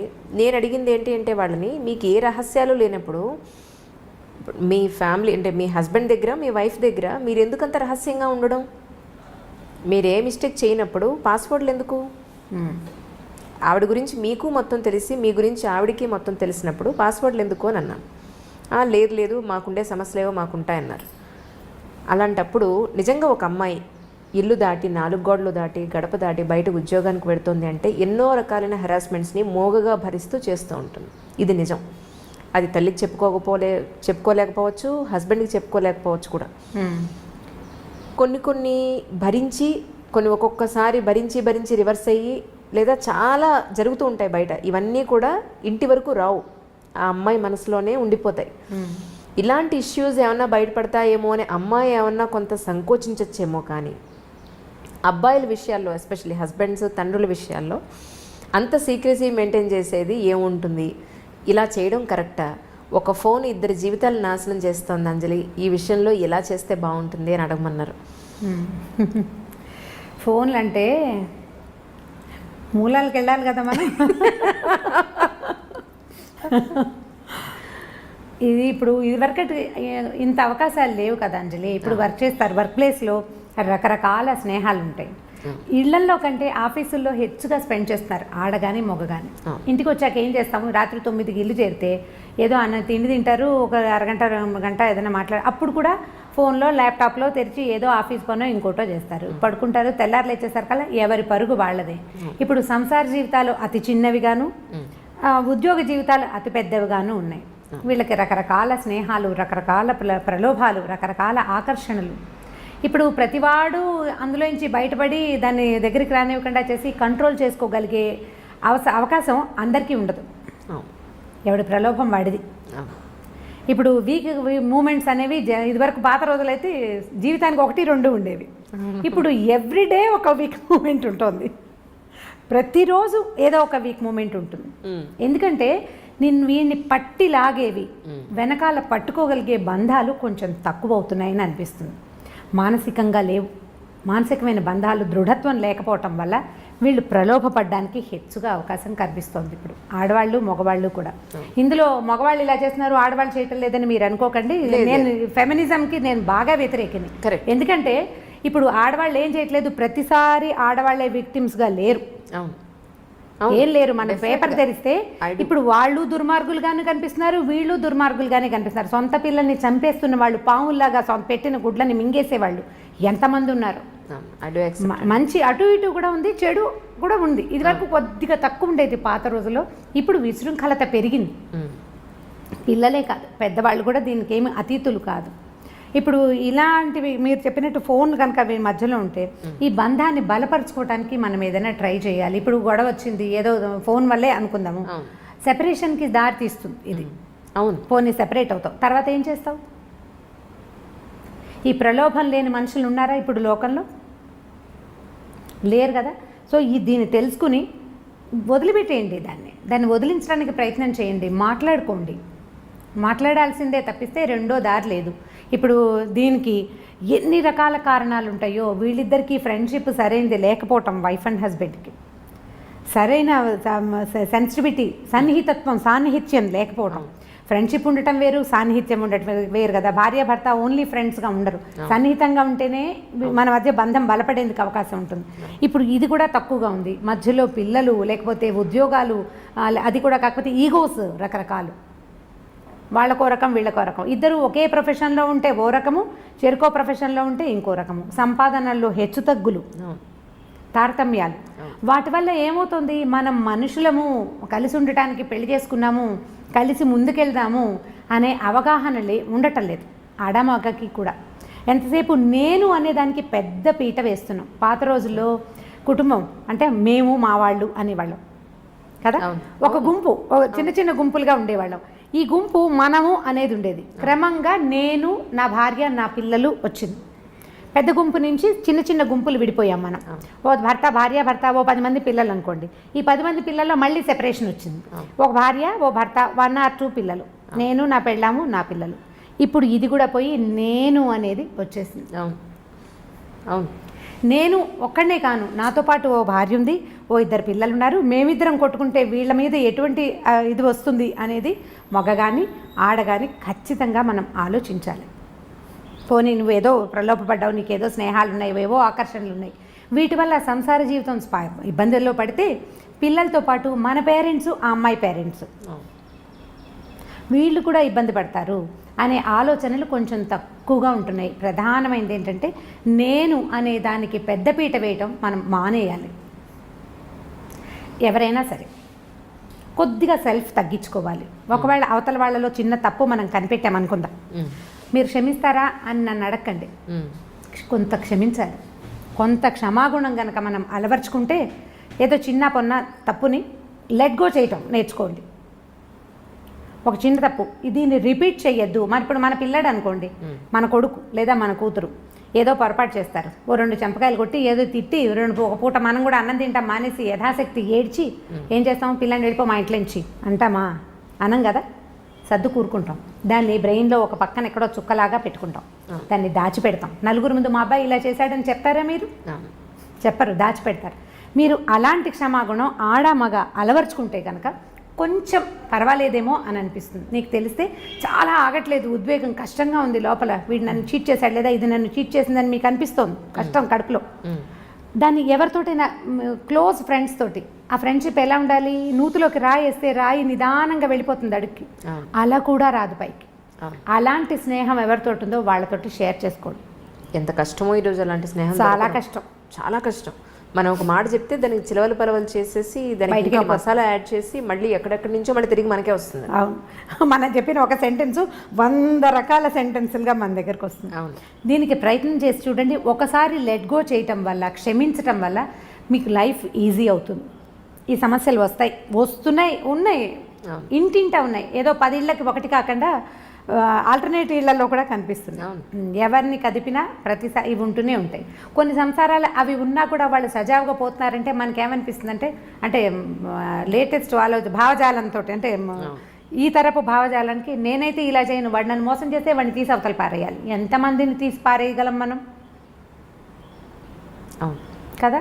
ఈ ఆలోచన ధోరణి కనుక మార్చుకుంటే ఇంత పెద్ద ఇబ్బంది ఉండదేమో అని అనిపిస్తుంది. సమస్యలు ఖచ్చితంగా వస్తాయి సంసారంలో. అది ఎవరి ద్వారా అయినా ఎవరి వల్ల అయినా కావచ్చు. అది మరీ పెద్దది అనుకోండి, క్షమించేసి తలోగ్యం ఉండమని నేను చెప్పను, కానీ చిన్న వాటిని వదిలేయచ్చు. పిల్లల్లో చిన్న చిన్న తప్పులు మనం క్షమిస్తాం కదా, అట్లా పార్ట్నర్లో తప్పులు కూడా మనం క్షమించగలిగితే కొద్దిగా చూసి చూడనట్టు ఊరుకుంటే, మాట్లాడకుండా చూసి చూడనట్టు ఊరుకున్నామంటే వాళ్ళు రెచ్చిపోయే అవకాశం ఉంది. మొదటే మాట్లాడుకుని అది మనం సర్దుకుని చూద్దాం కొంతకాలం పాటు. అప్పుడు కూడా ఏమీ సర్దుబాటు అవ్వలేదనుకోండి, అప్పటి సంగతి అప్పుడు చూడొచ్చు. ముందు కొన్ని రోజులు నడుస్తాయా, ఈ లోపల మన పిల్లలు కొంచెం పెరుగుతూ ఉంటారు. పిల్లల వల్ల కూడా కొంత మార్పు రావడానికి అవకాశం ఉంటుంది. కానీ దీనికి ఇదే మార్గం, ఇంకా రెండో మార్గం లేదు, ఇంకేం చేయలేం మనం. దీన్ని స్క్రూటినీ చేయటం వల్ల మనకు వచ్చే ఉపయోగం ఏమీ ఉండదని నేను ప్రగాఢంగా విశ్వసిస్తాను. ఈ విషయాన్ని ప్రధానంగా కడుపులో దాచుకోలేకపోతాం, కష్టంగా ఉంటుంది. దాన్ని షేర్ చేయటమే. లేదా మనకు ఒక పాత మెథడ్ ఉందండి, ఒక మంచి పలక బలపం కొనుక్కోండి, చక్కటిది బాగా రాయాలి అది. అప్పుడు చక్క పలక మీద మీకు తెలుగు వస్తే తెలుగులో మీకు నోటికి వచ్చినన్ని తిట్లు రాసుకోండి, తర్వాత పలక చెరిపేయండి. మీరు ఎలా మోసపోయారో కూడా దాని మీద రాయండి. ఒకసారి రాస్తే కచ్చి తీరలేదు అనుకోండి, 2-3 సార్లు రాయండి. తర్వాత మీకు రాయటం పట్ల విసుకొస్తుంది. మొదట రాసిన సెంటెన్స్లు తర్వాత మీరు రాయలేకపోతారు. మెల్లిగా లోపలున్న కచ్చ తగ్గిపోతుంది. నాకు ప్రాక్టికల్గా తెలిసేది. మా ఇంట్లో 2-3 పలకలు ఉన్నాయి. So nice. పేపర్ మీద రాస్తే ఉండిపోతుంది, పలకైతే చెరిపేయచ్చు. పలకలకి ఇప్పుడు బాగా డిమాండ్ రావాలి. పలకలు మీరు బోర్డు మీద రాయాలనుకోండి, ఎక్కడో నిలబడి రాయాలి. పలకే ఉంది, బాత్రూంలో కమ్మోడ్ మీద కూర్చొని కూడా రాసేసుకోవచ్చు ధారాళంగా. మీకు ఎంత కోపం ఉందో అంత కోపాన్ని ఒకసారి రాయండి. రెండోసారి అవే వాక్యాలు మీరు ఖచ్చితంగా రాయలేరు. నోటితో చెప్పామనుకోండి మాటలు పెరిగిపోతాయి అంజలి, మాటలు పెరిగిపోతాయి. ఎందుకంటే నాలుకకి ఎంత పదునుంటుందంటే ప్రతి వాడిన కొందికి పదును పెరుగుతుంది, వాడిన కొందికి తిట్లు వస్తాయి. మనం చూడండి, అబ్యూజివ్ లాంగ్వేజ్ వచ్చేస్తుంది. మంచి భాష రాదు. క్రమంగా మనం ఒకళ్ళ గురించి చెడ్డగా చెప్పామనుకోండి, 10 సెంటెన్సులు మొదటి చెవికి చేరితే రెండో చెవికి చేరేటప్పుడు 12 అవుతాయి. 10 చెవులు మారేసరికి 100-150 అవుతాయి. చివరికి అందులో నానా గోత్రాలు అన్ని తప్పులు కూడా ఉండొచ్చు, ఒక్క నిజం ఉండదు. అదే మనం రాసామనుకోండి, మనకి ప్రధానమైంది చేతికి బ్రెయిన్కి అంత సింక్రనైజేషన్ ఉండదు ఎవరికైనాను. కొన్నిసార్లే రాస్తాం, అన్నిసార్లు రాయలేకపోతాం. పలక కొనుక్కోండి, మీరు ఎవరినైనా క్షమించగలరు, నాది హామీ. అంతే. ఇప్పుడు నమ్మకమే ప్రేమ అంటున్నారు, నమ్మకం లేని చోట ప్రేమ ఉండదు అంటున్నారు. అది కన్నా పిల్లల దగ్గరైనా చేసుకున్న హస్బెండ్ దగ్గరైనా ఇద్దరి సంబంధాల మధ్యలో నమ్మకమే ప్రేమ అని అంటున్నారు. ఒక ఫోన్ చూస్తే కానీ ఒక మనిషి క్యారెక్టర్ తెలియజేయలేకపోతున్నాం ఈ రోజున. ఒక హస్బెండ్ అయినా వైఫ్ అయినా పైకున్న ఆహార్యాన్ని బట్టో చక్కగా పద్ధతిగా ఉంది అని అనుకోవడానికి లేదు ఈ రోజున. వాళ్ళ ఫోన్ చూస్తే వాళ్ళు ఏమిటో అర్థమవుతుంది అని అనుకునే స్టేజ్ వచ్చేసింది ఈ రోజున. సో ఇలాంటి పరిస్థితుల్లో మరి అసలు వీళ్ళు ఏం చేస్తున్నారు అని మన పిల్లల ఫోన్లు తీసుకుని మనం చూడకపోతే వాళ్ళు ఏంటో తెలియదు. తీరా చూస్తే మమ్మల్ని అనుమానిస్తున్నావా అంటారు. నిజంగా ప్రేమిస్తే మమ్మల్ని ఎందుకు అనుమానిస్తున్నావు అనే క్వశ్చన్ మళ్ళీ వాళ్ళ నుంచి.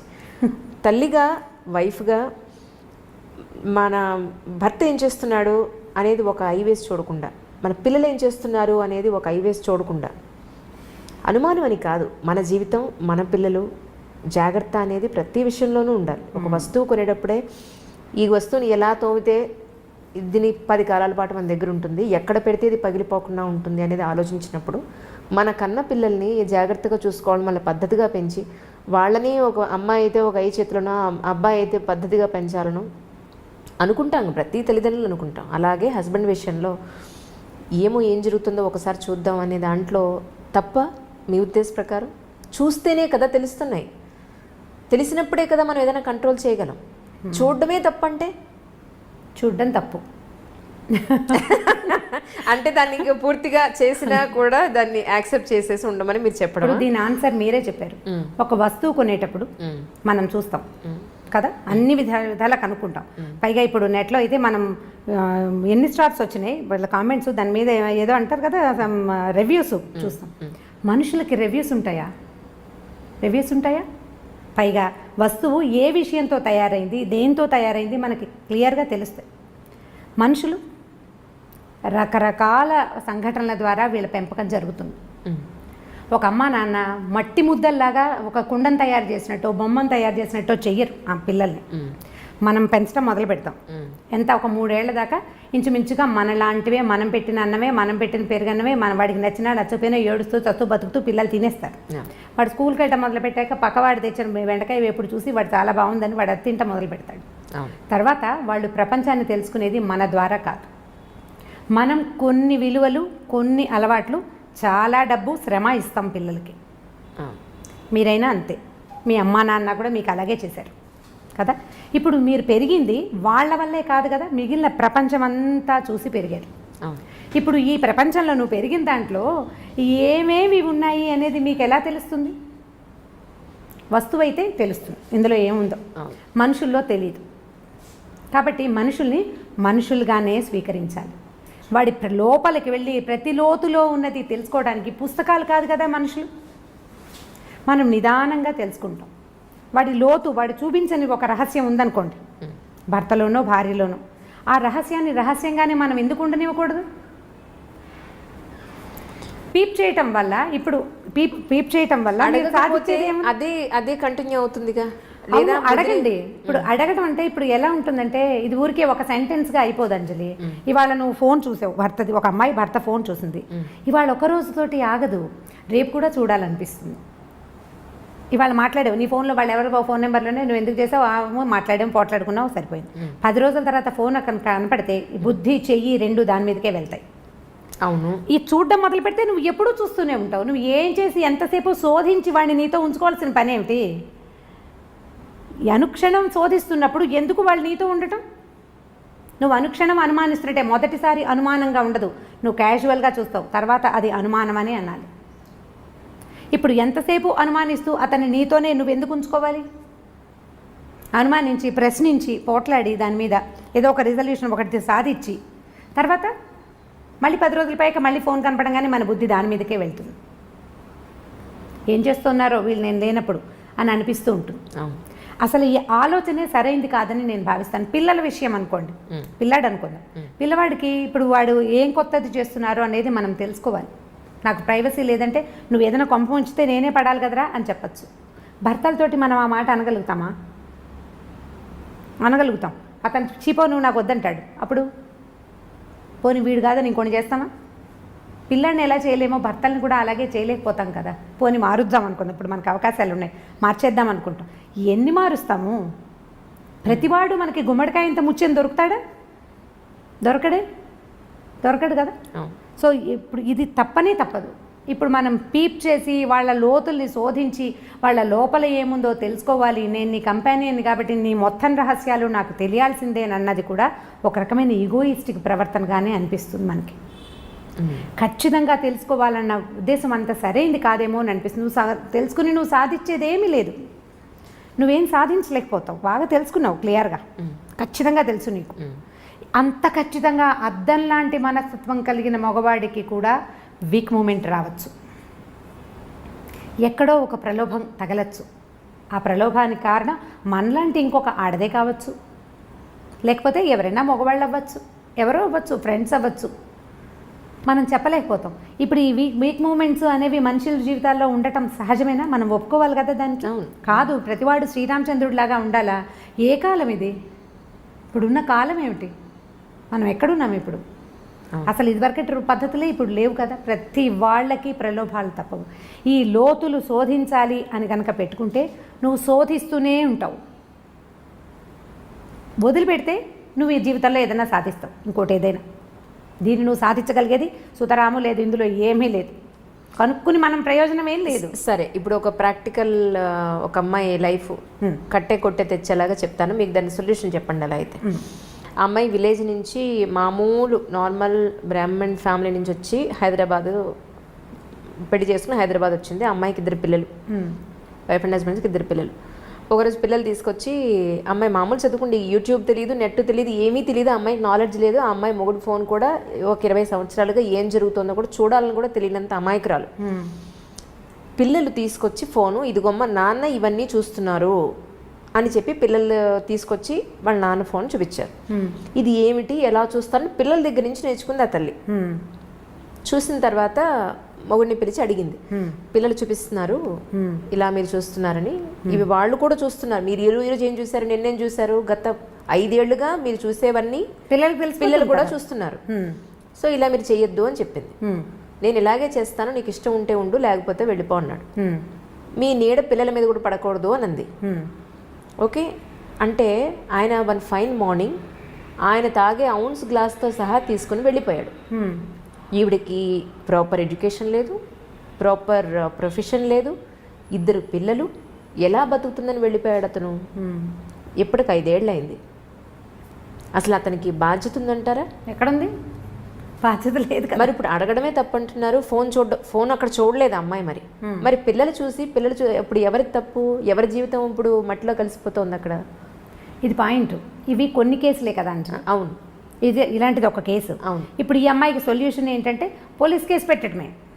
ఇప్పుడు నేనేమంటున్నాను, ఇంత ఎక్సెంట్రిక్ థింగ్లోకి వెళ్ళిపోతే, ఇంత ఎక్స్ట్రీమిటీలోకి వెళ్ళిపోతే తప్పకుండా దీనికి లీగల్గా ప్రొసీడ్ అవ్వాల్సిందే, తప్పకుండా సెపరేషన్ తీసుకోవాల్సిందే. ఇప్పుడు ఇలాంటిది వాళ్ళ ఎవరి జీవితంలో అయిందని ప్రతి వాళ్ళ జీవితాల్లో ఎలా అవుతాయి? ఇది అందరికీ అవ్వదు. పైగా ఇప్పుడు మీరు చెప్పిన కేసులో ఈ అమ్మాయి చదువుకోలేదు, ఆ అమ్మాయికి తెలియదు. ఇప్పుడు జనరల్గా శోధించదలుచుకునే వాళ్ళు భర్త ఏం చూస్తున్నాడు, అతని ఫోన్ ఎలా ఆపరేట్ చేస్తాడు, లేదా దానికి ఏదో నెంబర్ పెట్టాడు, ఈ అమ్మాయి దాన్ని డీకోడ్ చేసి సాధించేయగలుగుతుంది. ఇప్పుడు సపోజ్ వీళ్ళు మళ్ళీ కలిసిన్నా, లేదా ఈ అమ్మాయి వేరే పెళ్లి చేసుకున్నా, ఈ అమ్మాయి మనసులో థాట్ ఏముంటుంది, అమ్మో ఈయన మళ్ళీ ఏం చేస్తున్నాడో ఒకసారి చూద్దామని అనిపిస్తుందా, అనిపించదు? దాన్నే కదా చెప్తున్నాడు, మీరు కిల్ చేసుకోవాల్సింది దేన్ని. ఇప్పుడు వస్తువు పనిచేస్తుందో లేదో చూసి మనం షాప్లో టెస్ట్ చేసుకున్నట్టుగా మనుషుల్ని టెస్ట్ చేయకూడదు. టెస్ట్ చేస్తే నువ్వు బతకలేవు, వాళ్ళ సంగతి పక్కకు పెట్టు, మనం హాయిగా ఉండాలా ముందు. ఇప్పుడు పిల్లలది కూడా వెతకద్దంటారు మీరు? పిల్లల్ని చూడండి, పిల్లల్ని చూడొచ్చని చెప్తున్నాను నేను. పిల్లలది శోధించాలి, మగవాళ్ళది కూడా శోధించండి 1 టైం ఒకసారి మాట్లాడు.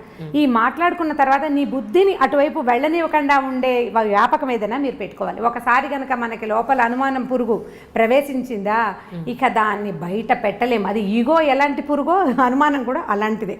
అనుమానం పెనుభూతం అని చెప్పి వాళ్ళు చిన్నప్పుడు, అది పోదు, వదిలిపెట్టదు మనని. ఇప్పుడు అనుమానంగా కాదు, యాదృచ్ఛికంగా చూసావు, దాని మీద సెర్చ్ చేసావు, నీకు తెలిసింది, అతన్ని అడిగేవు, లేదా అతను ఆ మగవాడే అమ్మాయిని అడిగాడు. ప్రతిసారి ఇలా మాట్లాడితే మేము ఏమే చేస్తామా అని వీళ్ళు పోట్లాడతారు. వాళ్ళు అడిగారు, మీరు మాట్లాడుకున్నారు, ఇది చెయ్యొద్దు, ఇలాంటివి పనికిరావు, ఇది రేపొద్దున బయటపడితే మన పిల్లల జీవితాలు ఇలా అవుతాయని మీరు సాయిదా పాయిదాగా మాట్లాడుకోండి. కొంత దీని మీద అదుపు సాధించండి ఎంతో కొంత, తర్వాత లెట్ గో చెయ్యండి. కానీ ప్రతిరోజు నువ్వు శోధిస్తాను, ప్రతిరోజు నేను ఎక్కడికి వెళ్తున్నాడో స్పై చేస్తాను అంటే అది తప్పు కాదు. దానివల్ల వాళ్ళు తప్పు అమర్యాద కాదు, నువ్వు హాయిగా ఉండవు కదా. అవును, నువ్వు హాయిగా ఉండ, ప్రశాంతత ఏది జీవితానికి? ఇంకా ఇక ప్రశాంతత లేదు, నువ్వు తింటున్నా పడుకుంటున్నా ఎక్కడికైనా వెళ్ళినా ఏం కొంప మునిగిపోతుందో, ఇక నీ జీవితానికి స్థిమితమే లేనప్పుడు ఇంకా కలిసి ఉండటానికి ఏమీ అర్థం లేదు. ఇప్పుడు మగవాళ్ళ సంగతి చూద్దాం. ఒకటేదో బ్యాడ్ థింగ్ జరిగింది అనుకుందాం, మిగిలిన గుడ్ థింగ్స్ అన్నీ చిన్నవైపోతాయి కదా. అవును కదా. మనం ఏం చేయొచ్చు, ఈ గుడ్ థింగ్స్ని కొంచెం పెద్దవిగా ఆలోచిస్తే ఈ బ్యాడ్ థింగ్ చిన్నదిగా తోస్తుంది మనకి. సో అల్టిమేట్గా అడ్జస్ట్ అవ్వండి అని చెప్తున్నారు. ఖచ్చితంగా అడ్జస్ట్ అవ్వాల్సింది. ఏమిటి సమస్య తీవ్రంగా ఉంటే వదిలేయండి. ప్రతిసారి ఇదే చెప్తాను నేను, మీరు ఎన్ని ప్రశ్నలు అడిగినా నేను ఇదే చెప్తాను. సమస్య తీవ్రమైతే, నువ్వు తప్పించుకోలేని స్థితి వస్తే ఖచ్చితంగా తెంపేయటమే, ఏదైనా సరే, ఎవరితోటైనా, అటు పెద్దవాళ్ళతో కానీ పిన్నవాళ్ళతో కానీ పార్ట్నర్ తోటి కానీ చిన్నపాటి సమస్యల్ని భూతద్దంలో నుంచి చూసి దాన్ని బాగా పెద్దది మీరే ఆలోచనల్లో చేసుకుని తెంపుడికి వెళ్ళొద్దు. జాగ్రత్త పడండి. పోనీ నీ జీవితం, నీతో పాటు పిల్లలు ఉన్నారనుకోండి, పిల్లలుంటే మరి వీళ్ళని సరిగ్గా తీసుకెళ్ళాలా, వీళ్ళకు కూడా జీవితం మీద అనుమానం కలుగుతుంది కదమ్మా. మీరు అది ఆలోచిస్తున్నారా అసలు? ఇప్పుడు నాకు అనుమానం కలిగింది అనుకుందాం, ఎవరో ఒక స్త్రీకి భర్త మీద అనుమానం కలిగింది, మగవాళ్ళు ఇంతే ఇంతే ఇంతే ఇంతే మగవాళ్ళు ఇలాగే చేస్తారని నమ్మితే మోసం చేస్తారు. ఓకే, ఈ పిల్లవాడు మగపిల్లాడు ఉంటే వాడు ఏమనిపిస్తుంది, మగవాడు మోసం చేయొచ్చు అనే భావన మగపిల్లాడికి. ఆడపిల్లలకి మగవాళ్ళు ఎప్పుడు ఇలాగే చేస్తారు కాబట్టి మగ పెదవులు నమ్మకూడదని ఆడపిల్లలకి. మనం ఇద్దరిని చెడగొట్టామా, దీనివల్ల ఇంకో 2 చెడిపోతారు రేపొద్దున. ఎంతమందిని చెడగొట్టినట్టు? పైగా జీవితానుభవాలు ఎవరివి వాళ్ళవే కానీ రెండో వాళ్ళవిగా ఉండవు. మన జీవితానుభవాన్ని మనం చూసి ఆడపడుచులతోటో అత్తగారితోటో భర్తలతోటో ఇబ్బంది పడి జీవితం ఇలాగే ఉంటుందని పిల్లలకి ప్రబోధిస్తాం. నీ జీవితం ఉందని నీ తోటి ఉన్న వాళ్ళ జీవితాలు అలా ఉండకపోవచ్చు. అక్క చెల్లెళ్ళ జీవితాలు కూడా ఒకళ్ళకి తాగుబోతు మొగుళ్ళు దొరుకుతారు, రెండో వాడు బంగారు కొండ కావచ్చు, రెండో అల్లుడు, మనం చెప్పలేకపోతాం. ఇప్పుడు దీన్ని చూసి ఇది అది ఒకేలా ఎలా ఉంటాయి? మనకి చేతి వేళ్ళే ఒకలా లేవు కదా. ఇప్పుడు మనం ఇంప్రెషన్ ఇవ్వకూడదు కదా, పిల్లలకి అభద్రతా భావాన్ని కలిగించకూడదు. ఇప్పుడు ఒకళ్ళే ఉంటే మీరు కొట్టుకున్నారు, సరే ఏదో సెపరేట్ అయ్యారనుకో. పిల్లలు ఉన్నప్పుడు పిల్లల పెరుగుదలతోటి ఇబ్బంది వేరేది, వీళ్ళకి చదువులు ఎట్లాగా, వీళ్ళకి సంపాదన ఎట్లాగా, వీళ్ళని సెటిల్ చేయటం ఎట్లాగా, ఇవన్నీ శేష ప్రశ్నలే. ఇవి కాకుండా వాళ్ళ మనసులు రేపొద్దున ఎలా అవుతాయి అనేది చూడాలి. ఇప్పుడు ఒక భర్త తాగొచ్చి భార్యను కొడతాడు అనుకోండి, తాగబోతు మొగుళ్ళు దెబ్బలు తినే పెళ్ళాల కథలు కూడా బోల్డ్ చదువుతుండే వాళ్ళం ఇది వరకు, ఇప్పుడు కొంచెం తక్కువ ఉన్నాయి. తను కొడతాడు, ఈ పిల్లలు చూస్తూ ఉంటారు, 3-4 మగ పిల్లలు ఉంటారు, వాళ్ళకి వాళ్ళ అమ్మని రక్షించాలని ఉంటుంది, చాలా తండ్రి మీద అయిష్టం ఏర్పడుతుంది, పెళ్ళాలను బాగా చూసుకోవాలని చిన్నప్పుడు అనిపిస్తుంది. కానీ వాళ్ళు పెళ్ళిళ్ళు అయ్యాక వీక్ మూమెంట్లో పిల్లలు చేతులు ఎత్తేస్తారు. 4 పిల్లలు ఉంటే 3 కనీసం భార్యల్ని కొట్టేవాళ్ళుగా తయారవుతారు, ఒకడే బెటర్గా ఉంటాడు. భార్యల్ని అదుపులో ఉంచడానికి ప్రయత్నం చేస్తారు, ఎందుకంటే వాళ్ళు అదే చూస్తూ పెరుగుతారు. తాగటం తప్పు కాదనిపిస్తుంది, చిన్నప్పుడు అసహించుకుంటారు, చీచీ తాగకూడదని. కానీ కొంచెం పెద్ద అయ్యాక దాని మీద ఏం అదుపు ఉండదు, ఎందుకంటే వాడి సబ్కాన్షియస్లో అది ఫిక్స్ అయిపోయి ఉంటుంది. ఆడపిల్లలు కూడా అత్తవారితో అడ్జస్ట్ అవ్వకపోవడానికి సగం కారణం తల్లులే. ఎందుకంటే వీళ్ళు అత్తగారులు దుర్మార్గులని, ఆడపడుచులు పాపిష్టి వాళ్ళని వీళ్ళు మాట్లాడి మాట్లాడి మాట్లాడి పిల్లల బుర్రలో దాన్ని ఫిక్స్ చేసేస్తారు. మన జీవితానుభవం మన పిల్లల జీవితానుభవాలు కావు, సాధారణంగా జరగదు అట్లా. కానీ ఇప్పుడు నేను అవస్థపడ్డాను, నా పిల్లకి తెలియచేయాలి అని అనుకుంటాం. అది ఎలా అంటే పరిగెడితే పడతాం, తడిగా ఉన్న నేల మీద గబగబా నడిస్తే జారి పడిపోతాం అన్నంత కామన్ థింగ్గా మనం వ్యక్తులతోటి సంబంధాలను కూడా జనరలైజ్ చేసేస్తాం. బురదలో నడిస్తే పడతాం కదా, బురదలో నడిస్తే పడిపోతాం. ఇప్పుడు మనం పల్లెటూరు వెళ్ళామనుకోండి, ఎవరైనా పల్లెటూరులో ఉన్నవాళ్ళు, పల్లెటూరు వెళ్ళిన వాళ్ళు దీన్ని అబ్జర్వ్ చేసి చూడండి. ఈ బురదలో నడుస్తూ ఉండగా జారిన గుర్తులు 2-3 చోట్లే కనపడతాయి. పల్లెటూరు వాళ్ళకి బొటన వేలు బురదలోకి గుచ్చి నడవడం ఆటోమేటిక్గా వచ్చేస్తుంది బై ప్రాక్టీస్. కొత్తగా వెళ్ళిన వాళ్ళు లేదా ఏదైనా పాల్మాలిపోయి అంటే ఎక్కడో ఏదో ధ్యాసలో ఉండి నడిచే వాళ్ళే జారుతారు, అందరూ జారి పడిపోరు. మరి జనరల్గా అయితే బురదలో జారి పడాలి కదా, వాళ్ళంతా ఎలా తిరిగేస్తున్నారు? సో దాన్ని జనరలైజ్ చేయడానికి వీల్లేదు. జీవితాలు కూడా అంతే. ఇప్పుడు ఈ అమ్మాయి మొగుడు భర్తతో ఇబ్బంది పడింది, తన ఫ్రెండ్స్ అందరికీ చెప్తుంది, కొత్తగా పెళ్ళైన మేనగోడలు కూడా వస్తే ముందు నుంచి చూసుకుంటూ ఉండు, మగవాళ్ళు ఇలా చేస్తారంటే ఏ అనుమానము లేని పిల్లకి కూడా ఈ మొగుడు ఫోన్ టెస్ట్ చేయాలని ఉంటుంది. నువ్వు ఎందుకు పాస్వర్డ్ పెట్టుకున్నావు, నువ్వు నన్ను మోసం చేస్తావా అని ముందే అడగటం మొదలు పెడతారు. వాడు అందులో బ్యాంక్ కార్డులో బ్యాంక్ నెంబర్లో ఏవో పెట్టుకుంటాడు, అకౌంట్ నెంబర్లో, ఆ జాగ్రత్తగా వాడు పాస్వర్డ్ పెట్టుకుంటాడు. ఈ పిల్ల ముందు నుంచే స్టార్ట్ చేస్తుంది. ఇది ఎందుకంటే ముందు చూసిన జీవితానుభవం వల్ల. ఎవరి జీవితానుభవం వాళ్ళదే, మీకు అయిందని పక్క వాళ్ళకి అవుతుందని లేదు.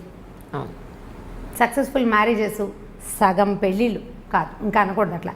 90% సక్సెస్ఫుల్ మ్యారేజెస్ లెట్ గో చేయటం వల్లే సక్సెస్ అవుతాయి. అవును అని సమాధానం రాకపోతే చూడండి మీరు, మనం క్షమించకపోతే లేదా మగవాడే క్షమించి ఊరుకోకపోతే సంసారాలు నడవు. ఇండియా కూడా మిగిలిన దేశాల్లాగానే ఎక్కువ డైవర్సులు, ఎక్కువ 2nd, 3rd, 4th, 5th marriages తోటి నిండిపోతుంది. ఈ క్షమాగుణాలు పెద్దవాళ్ళు కూడా మనకు అలవాటు చేస్తారు. ఇప్పుడు నాబోటి వాళ్ళు అంటే నేను కూడా ఇలాగే నా దగ్గరకు వచ్చిన పిల్లలకి చెప్తాను, చూసి చూడట్టు ఊరుకో పాప, ఎక్కడో చోటు ఊరుకో, నీకు కావాల్సింది చేయించుకో. నేను పిచ్చి సలహా ఇలాంటివి చెప్తాను అనమాట. నువ్వు ఇది చేసావు కాబట్టి నువ్వు నాకు అది చేసి పెట్టు, బాగుంది కదా బార్టర్ సిస్టమ్. నువ్వు ఇలా చేసినా నేను మీ అమ్మ నాన్నకి చెప్పలేదు, నేను ఎవరికి చెప్పట్లేదు, కాబట్టి నువ్వు నాకు లొంగి ఉండు అని లొంగ తీసుకోండి. ఈజీ మెథడ్, చిన్నపిల్లలకి మాట చెప్పడానికి అనమాట. ఇలా చెప్తే సరిపోతుంది, ఈజీగా ఉంటుంది. లెట్ గో చేయకపోతే సంసారాలు ఉండవు. ఏదో ఒక దశలో ప్రతి వాళ్ళు ఒకళ్ళనొకళ్ళు క్షమించేసుకునే ముందుకు తీసుకుపోతూ ఉంటారు. దానికి మన ఆర్థిక పరిస్థితులు, మన పిల్లలు, మన తాలూకు ఉద్యోగాలు, మనకి ఏ సపోర్టు ఏ పక్కన లేకపోవటాలు, వాటి వల్ల కూడా కొంత మన కుటుంబ పరిస్థితులు, మన పెద్దవాళ్ళు, మన కజిన్స్ అందరూ ఏమనుకుంటారు, నలుగురు నానా విధాలుగా చెప్పుకుంటారు.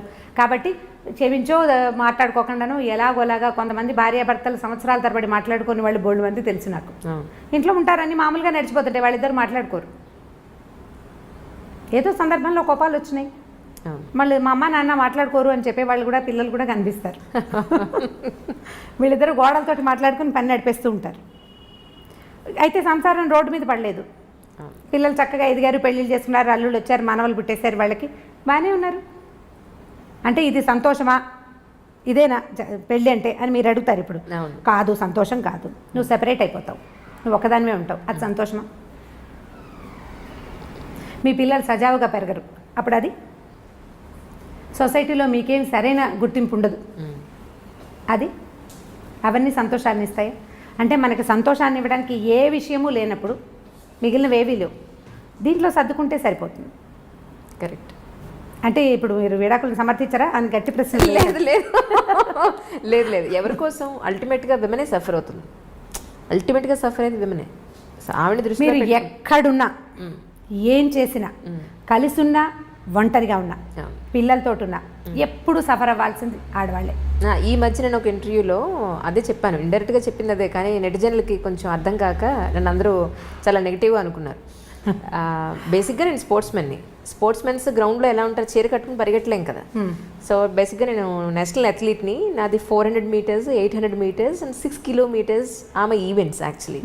అప్పుడు షార్టే వేసుకుంటాం, స్లీవ్లెస్సే వేసుకోవాలి. ఒక స్టేజ్లో ఆ షార్ట్ స్లీవ్లెస్ కూడా ఒంటి మీద ఉంచుకోవడానికి కూడా భారంగా ఉంటుంది. లాస్ట్ 50 మీటర్స్ ఉండగా అంతగా చెమట, అంతగా శ్రమ ఉంటుంది రన్నింగ్లో. ఇదేమి గ్రూప్గా స్పోర్ట్స్ అంటే గేమ్స్ కాదు కదా, క్రికెట్ 10 మంది కలిపి ఆడేది. ఇవి అన్ని ఇండివిజువల్ ఈవెంట్స్, ఎవరికి వాళ్ళుగా ఒక్కరే గ్రౌండ్లోకి వెళ్ళి ఒక్కళ్ళే సాధించాల్సిన ఈవెంట్స్ ఇవన్నీ. సో వాళ్ళు ఎవరో అన్నారు స్లీవ్లెస్ వేసుకున్న వాళ్ళ రేపులు జరుగుతున్నాయని. నేను అన్నది అది కాదు. అసలు పద్ధతిగా ఉండి చీర కట్టుకొని ఎంతో గౌరవంగా ఉన్న లేడీస్నే చాలా తప్పుగా చూస్తారు బయట. వాళ్ళు చూసే దృష్టికోణం ఒక రకంగా ఉంటుంది. అలాంటప్పుడు ఆ లేడీ డ్రెస్సే మనం అగౌరవంగా చూసే విధంగా వేసుకుంటే అది మనకే కదా హామ్ అన్న పాయింట్లో చెప్తే ఎవరూ సరిగా అర్థం చేసుకోలేదు. నాకు అది కొంచెం బాధ అనిపించింది. ఏంటంటే ఇప్పుడు ఇలా ఉన్నాను, మీరు ఇలా ఉన్నారు, మనల్ని కూడా తప్పుగా చూసే దృష్టికోణం ఉంటుంది, చీరలోని కూడా వల్గర్గా చూసే జనాలు ఉన్నారు. అలాంటప్పుడు మనం ఎలా ఉండాలనేది నా ఉద్దేశం. మనం కావాల్సినట్టుగా ఉండాలి. మనకి ఎలా ఉంటే కంఫర్టబుల్గా ఉంటుందో అలా ఉండాలి. మనకి మనం సమాధానం చెప్పుకోవాలి కదా. ఇప్పుడు మీరు బట్టల గురించి అంటే మరి పసిపిల్లలవి, చిన్నపిల్లలవి, చిట్టి చిట్టి పాపాయిలవి కూడా రేపులు అవుతున్నాయి కదా. పసిబిడ్డని ఎత్తుకుని ముద్దాడాల్సిన పిల్లల్ని కూడా రేపు చేస్తున్నారు. అది ఏం బట్టలు వేసుకుని వీడిని ప్రవోక్ చేసి ఉంటుంది. అసలు అవి మొట్టి పిచ్చి మాటలు. వస్త్రధారణతోటి అన్న మాట అనకూడదు. కాకపోతే ఏంటంటే మనం కాపీ చేయటం మన పద్ధతి. హిందీ వాళ్ళు ఇంగ్లీష్ వాళ్ళని కాపీ చేశారు, మనం హిందీ వాళ్ళని కాపీ చేస్తున్నాం. మనని పల్లెటూరు వాళ్ళు కాపీ చేస్తారు. అంటే అంతే కదా, మన ముందున్న దాన్ని మనం కాపీ చేస్తాం. మన ముందున్న ఒరవడి సరైంది కాకపోతే ఆటోమేటిక్గా కాపీ అవుతుంది. కూల్ షోల్డర్స్, కూల్ ఏవో రకరకాల బట్టలు ఉన్నాయి. దానివల్ల మనం సాధిస్తున్నది ఏంటంటే అవధూత లక్షణాలను సాధిస్తున్నాం. దేహాభిమానం లేదనమాట మనకి. శరీరాభిమానం, అవధూతలకు దేహాభిమానం ఉండదు, వాళ్ళు ఎలాగైనా ఉంటారు. ఇప్పుడు మన వాళ్ళ పరిస్థితి కూడా అలాగే ఉంది. ఇప్పుడు బట్టలు చక్కగా వేసుకుంటే ప్రెజెన్స్ బాగుంటుంది అంతే. అవతల వాళ్ళ దృష్టి ఎలా ఉంటుంది, నీ శరీర భాగాల మీద అవతల వాళ్ళ దృష్టి పడుతుంటే నీకు చీదరగా ఉండట్లేదంటే నీకేమీ లేదు, శరీరాభిమానం లేదు అంతే. అది ఎవరి వాళ్ళ ఇండివిజువల్ థింగే కానీ రెండోది కాదు కదా. దానివల్ల ఇవేమైనా జరుగుతున్నాయి అన్నమాట పిచ్చి మాట అండి. అది డ్రెస్ వల్లని కాదు, డెఫినెట్గా కాదు. నా ఉద్దేశం కూడా అది కాదు. కాకపోతే అమ్మాయికి గౌరవం ఏ విధంగా వస్తుంది? ఇప్పుడు ఒక మనిషిని మనం రోడ్డు మీద చూసాము, ఫస్ట్ కనపడేది అమ్మాయి మొహం, అమ్మాయి టాప్ బాటం, బట్టలు, ఇదే మనకు కనిపించేది. ఆ తర్వాత మాట్లాడితే ఆ భాష, దాన్ని బట్టే ఆ అమ్మాయి మీదైనా అబ్బాయి మీదైనా గౌరవం ఉండేది. అయితే ఈ చూసే విధానంలో బయట జనాలు, మనకు సంబంధం లేని జనాలు, ఇప్పుడు నేనే ఉన్నాను, ఎవరో విధానం అనడం అనవసరం, ఇంత షార్ట్ లెంత్ వేసుకొని అప్పర్ బాడీ అంతా బయట కనిపించేలా వేసుకుంటే నన్ను గౌరవంగా చూడాలని అనుకోవడం నేను కరెక్టా? అదే చూస్తారా? అలా కాదు. ఇప్పుడు మన బట్టలతోటే ఏవి రావు, కానీ బట్టలతోటే కొంత వస్తుంది. ఎగ్జాక్ట్లీ అదే నేను చెప్పింది. అంతే, అనవసరంగా మన మీద 10 మంది చెడు చూపు పడకుండా చూసుకుంటే అమ్మాయిలు చాలా అంటున్నాను, అంతకు మించి ఏం లేదు. ఇక దీనికి చాలా ఎన్లార్జ్ చేసి స్లీవ్లెస్ వేసుకుంటేనే అంటే స్లీవ్లెస్లు ఎందుకు వేసుకోవద్దు అంటారు? డెఫినెట్గా అందరికీ, అమ్మాయిగా పుట్టిన వాళ్ళందరికీ అన్ని రకాల బట్టలు వేసుకోవాలని ఉంటుంది డెఫినెట్గా. గుడికి వెళ్ళేటప్పుడు ఒక రకంగా తయారవుతాం, పార్టీకి వెళ్తే ఒక రకంగా తయారవుతాం, స్పోర్ట్స్కి వెళ్ళే వాళ్ళు ఇంకొక రకంగా తయారవుతారు. అందరూ ఒకలానే ఉండాలంటే అది నేను జడేసుకుని స్పోర్ట్స్ పరిగెట్టలేం కదా. డెఫినెట్గా గట్టిగా ముడి వేసాం, నేను చిన్నగానే చేసేసి నేను రన్ చేయగలుగుతాను డెఫినెట్గా. అలాగా ఎక్కడ ఎలా ఉండాలో రోమన్కి వెళ్ళినప్పుడు రోమన్లానే ఉండాలని చెప్తూ ఉంటారు. సో అలా ఉండాలి తప్ప, సో డెఫినెట్గా ఇప్పుడు పబ్లిక్కి ఖచ్చితంగా కొంతమంది అక్కడ దాని ప్రొఫెషన్ ఉన్నవాళ్ళు ఉన్నారు, అక్కడికి వెళ్ళి చీరలు కట్టుకోమని మనము చెప్పం. అదే సో అలాగా అందరికీ చెప్పేది ఏంటంటే ఎక్కడ ఎలా ఉండాలో అక్కడ ఉంటే బాగుంటుంది. ఇప్పుడు రోడ్డు మీద వెళ్ళేటప్పుడు కాస్త 10 మంది మనల్ని చెడుగా చూడకుండా ఉండే బట్టలు వేసుకుంటే చాలా అన్నది నా ఉద్దేశం, అంతకు మించి ఏం లేదు. ఇంకొకటి, ఇంతకీ సండే రోజు మీరు షాపింగ్కి వెళ్ళట్లేదు చెప్పండి, విండో షాపింగ్కి. సండే రోజు విండో షాపింగ్కి నెక్స్ట్ గెలరియో మాల్ వెళ్ళాను. నేను వెళ్ళారా? మొత్తానికి వెళ్ళారు? నేను వెళ్తూనే ఉంటాను. ఓకే. ఎవరితోటైనా వెళ్ళినా నేను పెద్దగా నాకు చాలా అవసరమైన వస్తువులు తప్పిస్తే కొను నేను. ఈవెన్ నేను కూడా అంతే. అయితే నేను బాగా చీరలు పట్టుకుని షాప్కి వెళ్తుండగా ఒక ఆవిడ నన్ను చూశారు, నాకు మొన్న వాట్సాప్లో కూడా పెట్టారు, మీరు బోల్డ్ చీరలు కొనుక్కున్నారు అని. ఇప్పుడు కొత్త ప్రశ్నలు వస్తున్నాయి, మీరు చాలా చీరలు ఎలా కట్టేసుకుంటున్నారు అని. అంటే ఇప్పుడు నేను మీరు అడిగిన ప్రశ్నకి ఇప్పుడు సమాధానం చెప్తాను. భగవంతుడు చాలా కొద్ది మందికి కొన్ని అదృష్టాలు ఇస్తాడు. నాకు భగవంతుడు ఇచ్చిన పెద్ద అదృష్టం, నాకు 7 అక్కయ్యలు ఉన్నారు. నేను నా చిన్నప్పటి నుంచి, అంటే నేను చీరలు కట్టుకోవటం మొదలైనప్పటి నుంచి 18-19 ఏళ్ల వయసు నుంచి, మా పెద్దకై నాకంటే 10 ఏళ్ళు పెద్దది. ఇంతకుముందు చెప్పాను కదా. ఎంతమంది మీ సిస్టర్స్? 8 సిస్టర్స్ మేము. మీతో కలిపా? నాతో కలిపి మేము 8 మంది. ఒక అన్నయ్య ఉన్నాడు మాకు. మొత్తం 9 మంది. మొత్తం 9 మంది. నేను చివరిదాన్ని. ఓహో. నేను సంగీతం క్లాస్కి మా పెద్దక్కయ్య కొత్త చీరలు కట్టుకెళ్ళటం ఎన్నిసార్లు చేశాను. మా అమ్మవి పెద్దక్కవి, మా నాన్నగారు అప్పటికే లేరు. మా మదర్ కొత్త చీరలు సాధారణంగా కట్టుకునేవారు కాదు. చీరలు ఎవరైనా ఆవిడ కొనుక్కున్నా ఎవరైనా పెట్టినా ఆ చీర నేను కట్టుకెళ్ళిపోయేదాన్ని. ఏదో ఒక బ్లౌజ్ వేసుకుని ఏదో ఒక చీర కట్టుకోవడం. మా పెద్ద పెంచారండి 8 మంది ఆడపిల్లల్ని. ఒక్క ఆడపిల్లల్ని పెంచడమే అసలు చాలా కష్టంగా ఉంది ఈ రోజుల్లో. పాత రోజులు కదా, పాతకాలంలో ఇలా బోల్డెన్ మంది 7 అమ్మాయిలు 6 అమ్మాయిలు బోల్డెన్ మంది కనిపిస్తారు నా ఏజ్ వాళ్ళు. నాకంటే పైన ఏజ్ వాళ్ళందరూ అలాగే ఉంటారు కదా. మాకేంటంటే మా అమ్మ నాన్న ఒక్కొక్కళ్ళే. మా తాతగారికి బాగా పిల్లలు, ఫాండ్ ఆఫ్ పిల్లలు. ఆయన పాపం ఆయన పుట్టలేదు. 3 పిల్లలు పుడితే ఒక ఆయన పుట్టగానే ఒక బాబు పోయినట్టున్నారు. మా మేనత్త ఒక 10 ఏళ్ళు వచ్చాక పోయారు. మా నాన్న ఒక్కరే. ఆయనకి చాలా మంది సంతానం కావాలని ఉండేది. మా 5 తర్వాత ఇప్పుడు వైజాగ్లో మా నాన్నగారు ఆంధ్ర యూనివర్సిటీలో ఎంఏ చదవటానికి వెళ్ళారు. ఒకవేళ ఏదైనా చేయించేసుకుంటారేమో వీళ్ళు పిల్లలు కలగకుండా అని ఆస్తి ఆడపిల్లలకు రాసిస్తానని బెదిరించేవారు మా తాతగారు. అప్పుడే ఆపేస్తే సరిపోయేది. ఆ తర్వాత ఇన్ని బొమ్మలు వచ్చినాయి, కొత్త బొమ్మలు అంటుండేది మా అమ్మ. మేము మా ప్రధానమైంది అది. పైగా మా కజిన్స్ అందరూ కూడా మేము 6, 7, 8 అలా ఉన్నాం. మా కజిన్స్ అందరూ కూడా ఎక్కువ వాళ్ళే. ఈ పైన పెద్ద అక్కయ్యలు ఉన్నారు కదా, మా అక్కయ్యలు చీరలు కట్టుకునే అలవాటు నాకు చిన్నప్పటి నుంచి ఉంది. ఇప్పుడు కూడా నాకు కుప్పలు తెప్పలుగా చీరలు వస్తూనే ఉంటాయి. కొంచెం నన్ను ఎక్కువ ముద్దు చేస్తారు. మిగిలిన ముద్దు అంటే జనరల్ ముద్దు కాదు, నాతో మ్యాక్సిమం పనులు అందరూ చేయించుకుంటారు. చీరలు మాత్రం వచ్చేస్తాయి. ఓకే. చీరలు వచ్చేస్తాయి. ఏదైనా కొత్త నగ చేయించుకుంటే మా అక్కయ్య ముందు పరిగెత్తుకుంటూ నాకు తెచ్చి మెడలో పెట్టి చూసుకోవడానికి, చూసి బాగుంది అని అనుకోవడానికి కూడా నగలు పెట్టుకొచ్చే అక్కయ్యలు ఉన్నారు నాకు. మిగిలిన వాళ్ళకి అవకాశం లేదు. నేను కట్టుకునే చీరలన్నీ నా సొంత చీరలు కావు. కొన్ని మా అక్కయ్య చీరలు కూడా కొన్ని కట్టేసుకుంటూ ఉంటాను.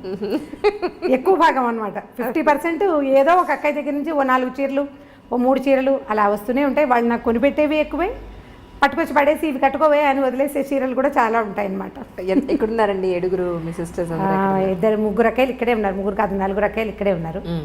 మా పెద్దక్కయ్య మొన్నటి దాకా ఇక్కడే ఉండేవారు, కానీ విజయవాడ వాళ్ళ అబ్బాయి షిఫ్ట్ అయ్యాడు. 2వ అక్కయ్య బందర్లో ఉంటుంది. మా ఆఖరక్కయ్య అహ్మదాబాద్లో సెటిల్ అయ్యారు వాళ్ళు. తను అక్కడ ఉంటుంది. వస్తే ఇక్కడ నా దగ్గరే స్టే చేస్తుంది. మీ బ్రదర్ అండి?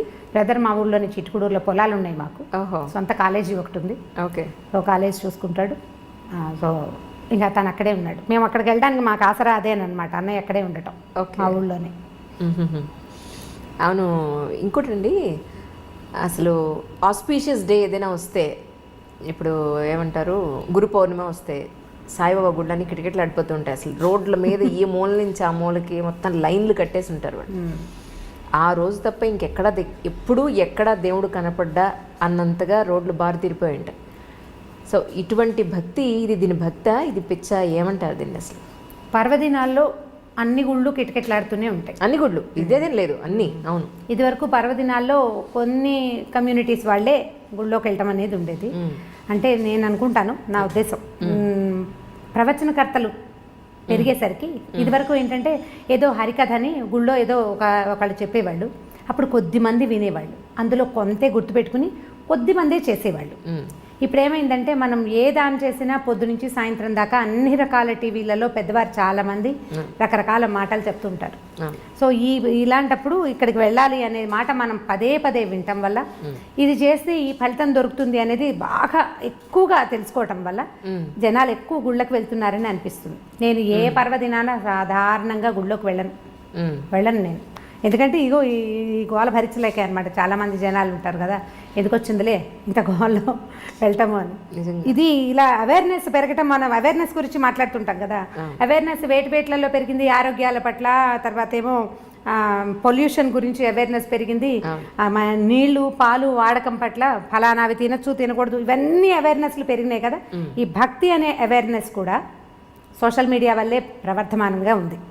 దానివల్లే బాగా తెలుసుకుంటున్నారు జనాలు. గురు పౌర్ణమి నాడు వెళ్తే బాబా గారిది లేదా గురుగ్రహం తాలూకు అనుగ్రహం బాగా కలుగుతుందని ఇప్పుడు దగ్గరలో ఉండే గురువు తాలూకు దేవాలయాలు ఏమున్నాయో అక్కడక్కడికి వెళ్తారు. అది సహజంగా జరిగేదే కదా. మనం ఎక్కువ తెలుసుకున్నాం అనుకోండి ఆటోమేటిక్గా చేస్తాం. ఫలానా ఫోన్ బాగుంది అని మీరు అడ్వర్టైజ్మెంట్స్ పదే పదే చూస్తే శాంసంగ్ కొనుక్కుంటాం. అట్లా అవుతుంది. అందులో అనుమానం ఏం లేదండి. ఎందుకంటే 20 ఏళ్ల క్రితం ఇంత ఉండేది కాదు. 10 ఏళ్ల క్రితం కొంచెం పెరిగింది. ఈ 10 ఏళ్లలో విపరీతంగా పెరిగింది. మీరు ఏ పర్వదినాన్ని చూడండి, శ్రీనగర్ కాలనీ వెంకటేశ్వర స్వామి గుడిలో ఉత్తర ద్వార దర్శనం అంటే ముక్కోటి ఏకాదశి నాడు ఆ ఎదురుగుండా ఉన్న సందుల్లో గణపతి కాంప్లెక్స్ వైపు కూడా జనాలు క్యూలో కనిపిస్తారు. అక్కడి నుంచి క్యూగా వెళ్తూ ఉంటారు. అంటే వెంకటేశ్వర స్వామిని తిరుపతి వెళ్ళే చూడక్కర్లేదు, శ్రీనగర్ కాలనీలో చూడొచ్చు, లేకపోతే జూబ్లీ హిల్స్ రోడ్డు మీద ఉన్న వెంకటేశ్వర స్వామి అసలు ఆ గుడి ఇంతే చిన్నగా కనిపిస్తుంది మామూలు రోజుల్లో. ఈ పర్వదినాల్లో మనకి విపరీతంగా పువ్వులతోటి అలంకారం చేస్తారు. ఆ రోడ్డంతా బ్లాకు. ఇక నానావిధ భక్త సమాజాలు అక్కడే ఉంటాయన్నమాట. ఆ ఒక రోజులో చూడకపోతే మనకి బోళ్ళని పాపాలు చేసేసాం. నువ్వు ఏం చెయ్యి ఇది నేను కడిగేస్తుంది, ఎలాంటి పాపాన్నైనా ఇది తొలగిస్తుంది అనే భావం వల్లే భక్తి పెరిగింది అంతే. రమగారు, ఇది నా ప్రశ్న ఏంటంటే, పెళ్ళికి ముందు ప్రేమ అనేది కనపడుతుంది. ఈ మధ్యన నా సినిమాలో కూడా చూసాను, పెళ్లి తర్వాత ప్రేమ అనేది కనిపించదు, బాధ్యతే ప్రేమ అని చెప్పని విన్నది. ఆ మాట నన్ను నిజంగా చాలా చాలా ఆలోచింపచేసింది. ఏంటంటే, పెళ్ళయింది ఒక అమ్మాయికి కొత్తగా అప్పుడే పెళ్ళయింది అనుకుందాం. ఆ హస్బెండ్ నుంచి జనరల్గా ఒక కామన్ అమ్మాయి ఏం ఎక్స్పెక్ట్ చేస్తుంది? సాయంత్రం వచ్చినప్పుడు తనతో చక్కగా ప్రేమగా మాట్లాడాలనో, ప్రశాంతంగా దగ్గర తీసుకోవాలనో, కాసిన పువ్వులు తీసుకురావాలనో, ఇద్దరు కలిసి గుడికి వెళ్ళాలనో, ఇద్దరే కలిసి ఏకాంతంగా ఉండాలనో, ఇవి ఎక్స్పెక్ట్ చేస్తుంది. కానీ రాను ఏదో సినిమాలో లేదా మన ప్రోగ్రాంలో కొత్తగా పెళ్ళైన ఆ బులబాటం ఆ మోజు 1 year ఉంటుంది, ఆ తర్వాత అంతా ఇలాగే ఉంటుంది అన్నట్టుగా ఇక ఆ తర్వాత అంతా బాధ్యతలే కనపడుతూ ఉంటాయి. మళ్ళీ అలాంటి ప్రేమ కనిపించదా అంటే అప్పుడు ప్రేమ లేనట్ట, లేకపోతే పెళ్ళైన తర్వాత ప్రేమ కనపడదా? మీ ఉద్దేశ ప్రకారం ఏమిటి? మీరు 80s ప్రేమ కథలు అడుగుతున్నారు. లేటెస్ట్ కాదు ఇది. మా వాళ్ళదంటే నువ్వు ఇంకా అక్కడే ఉండిపోయావు. నిజం. ఇంకా పువ్వులు తెస్తాడు పెట్టుకునేందుకు. ఏ పిల్ల జడేసుకుంటుందో చెప్పండి? ఒకటి అది జడేసుకోదు, ఉద్యోగం చేస్తుంది.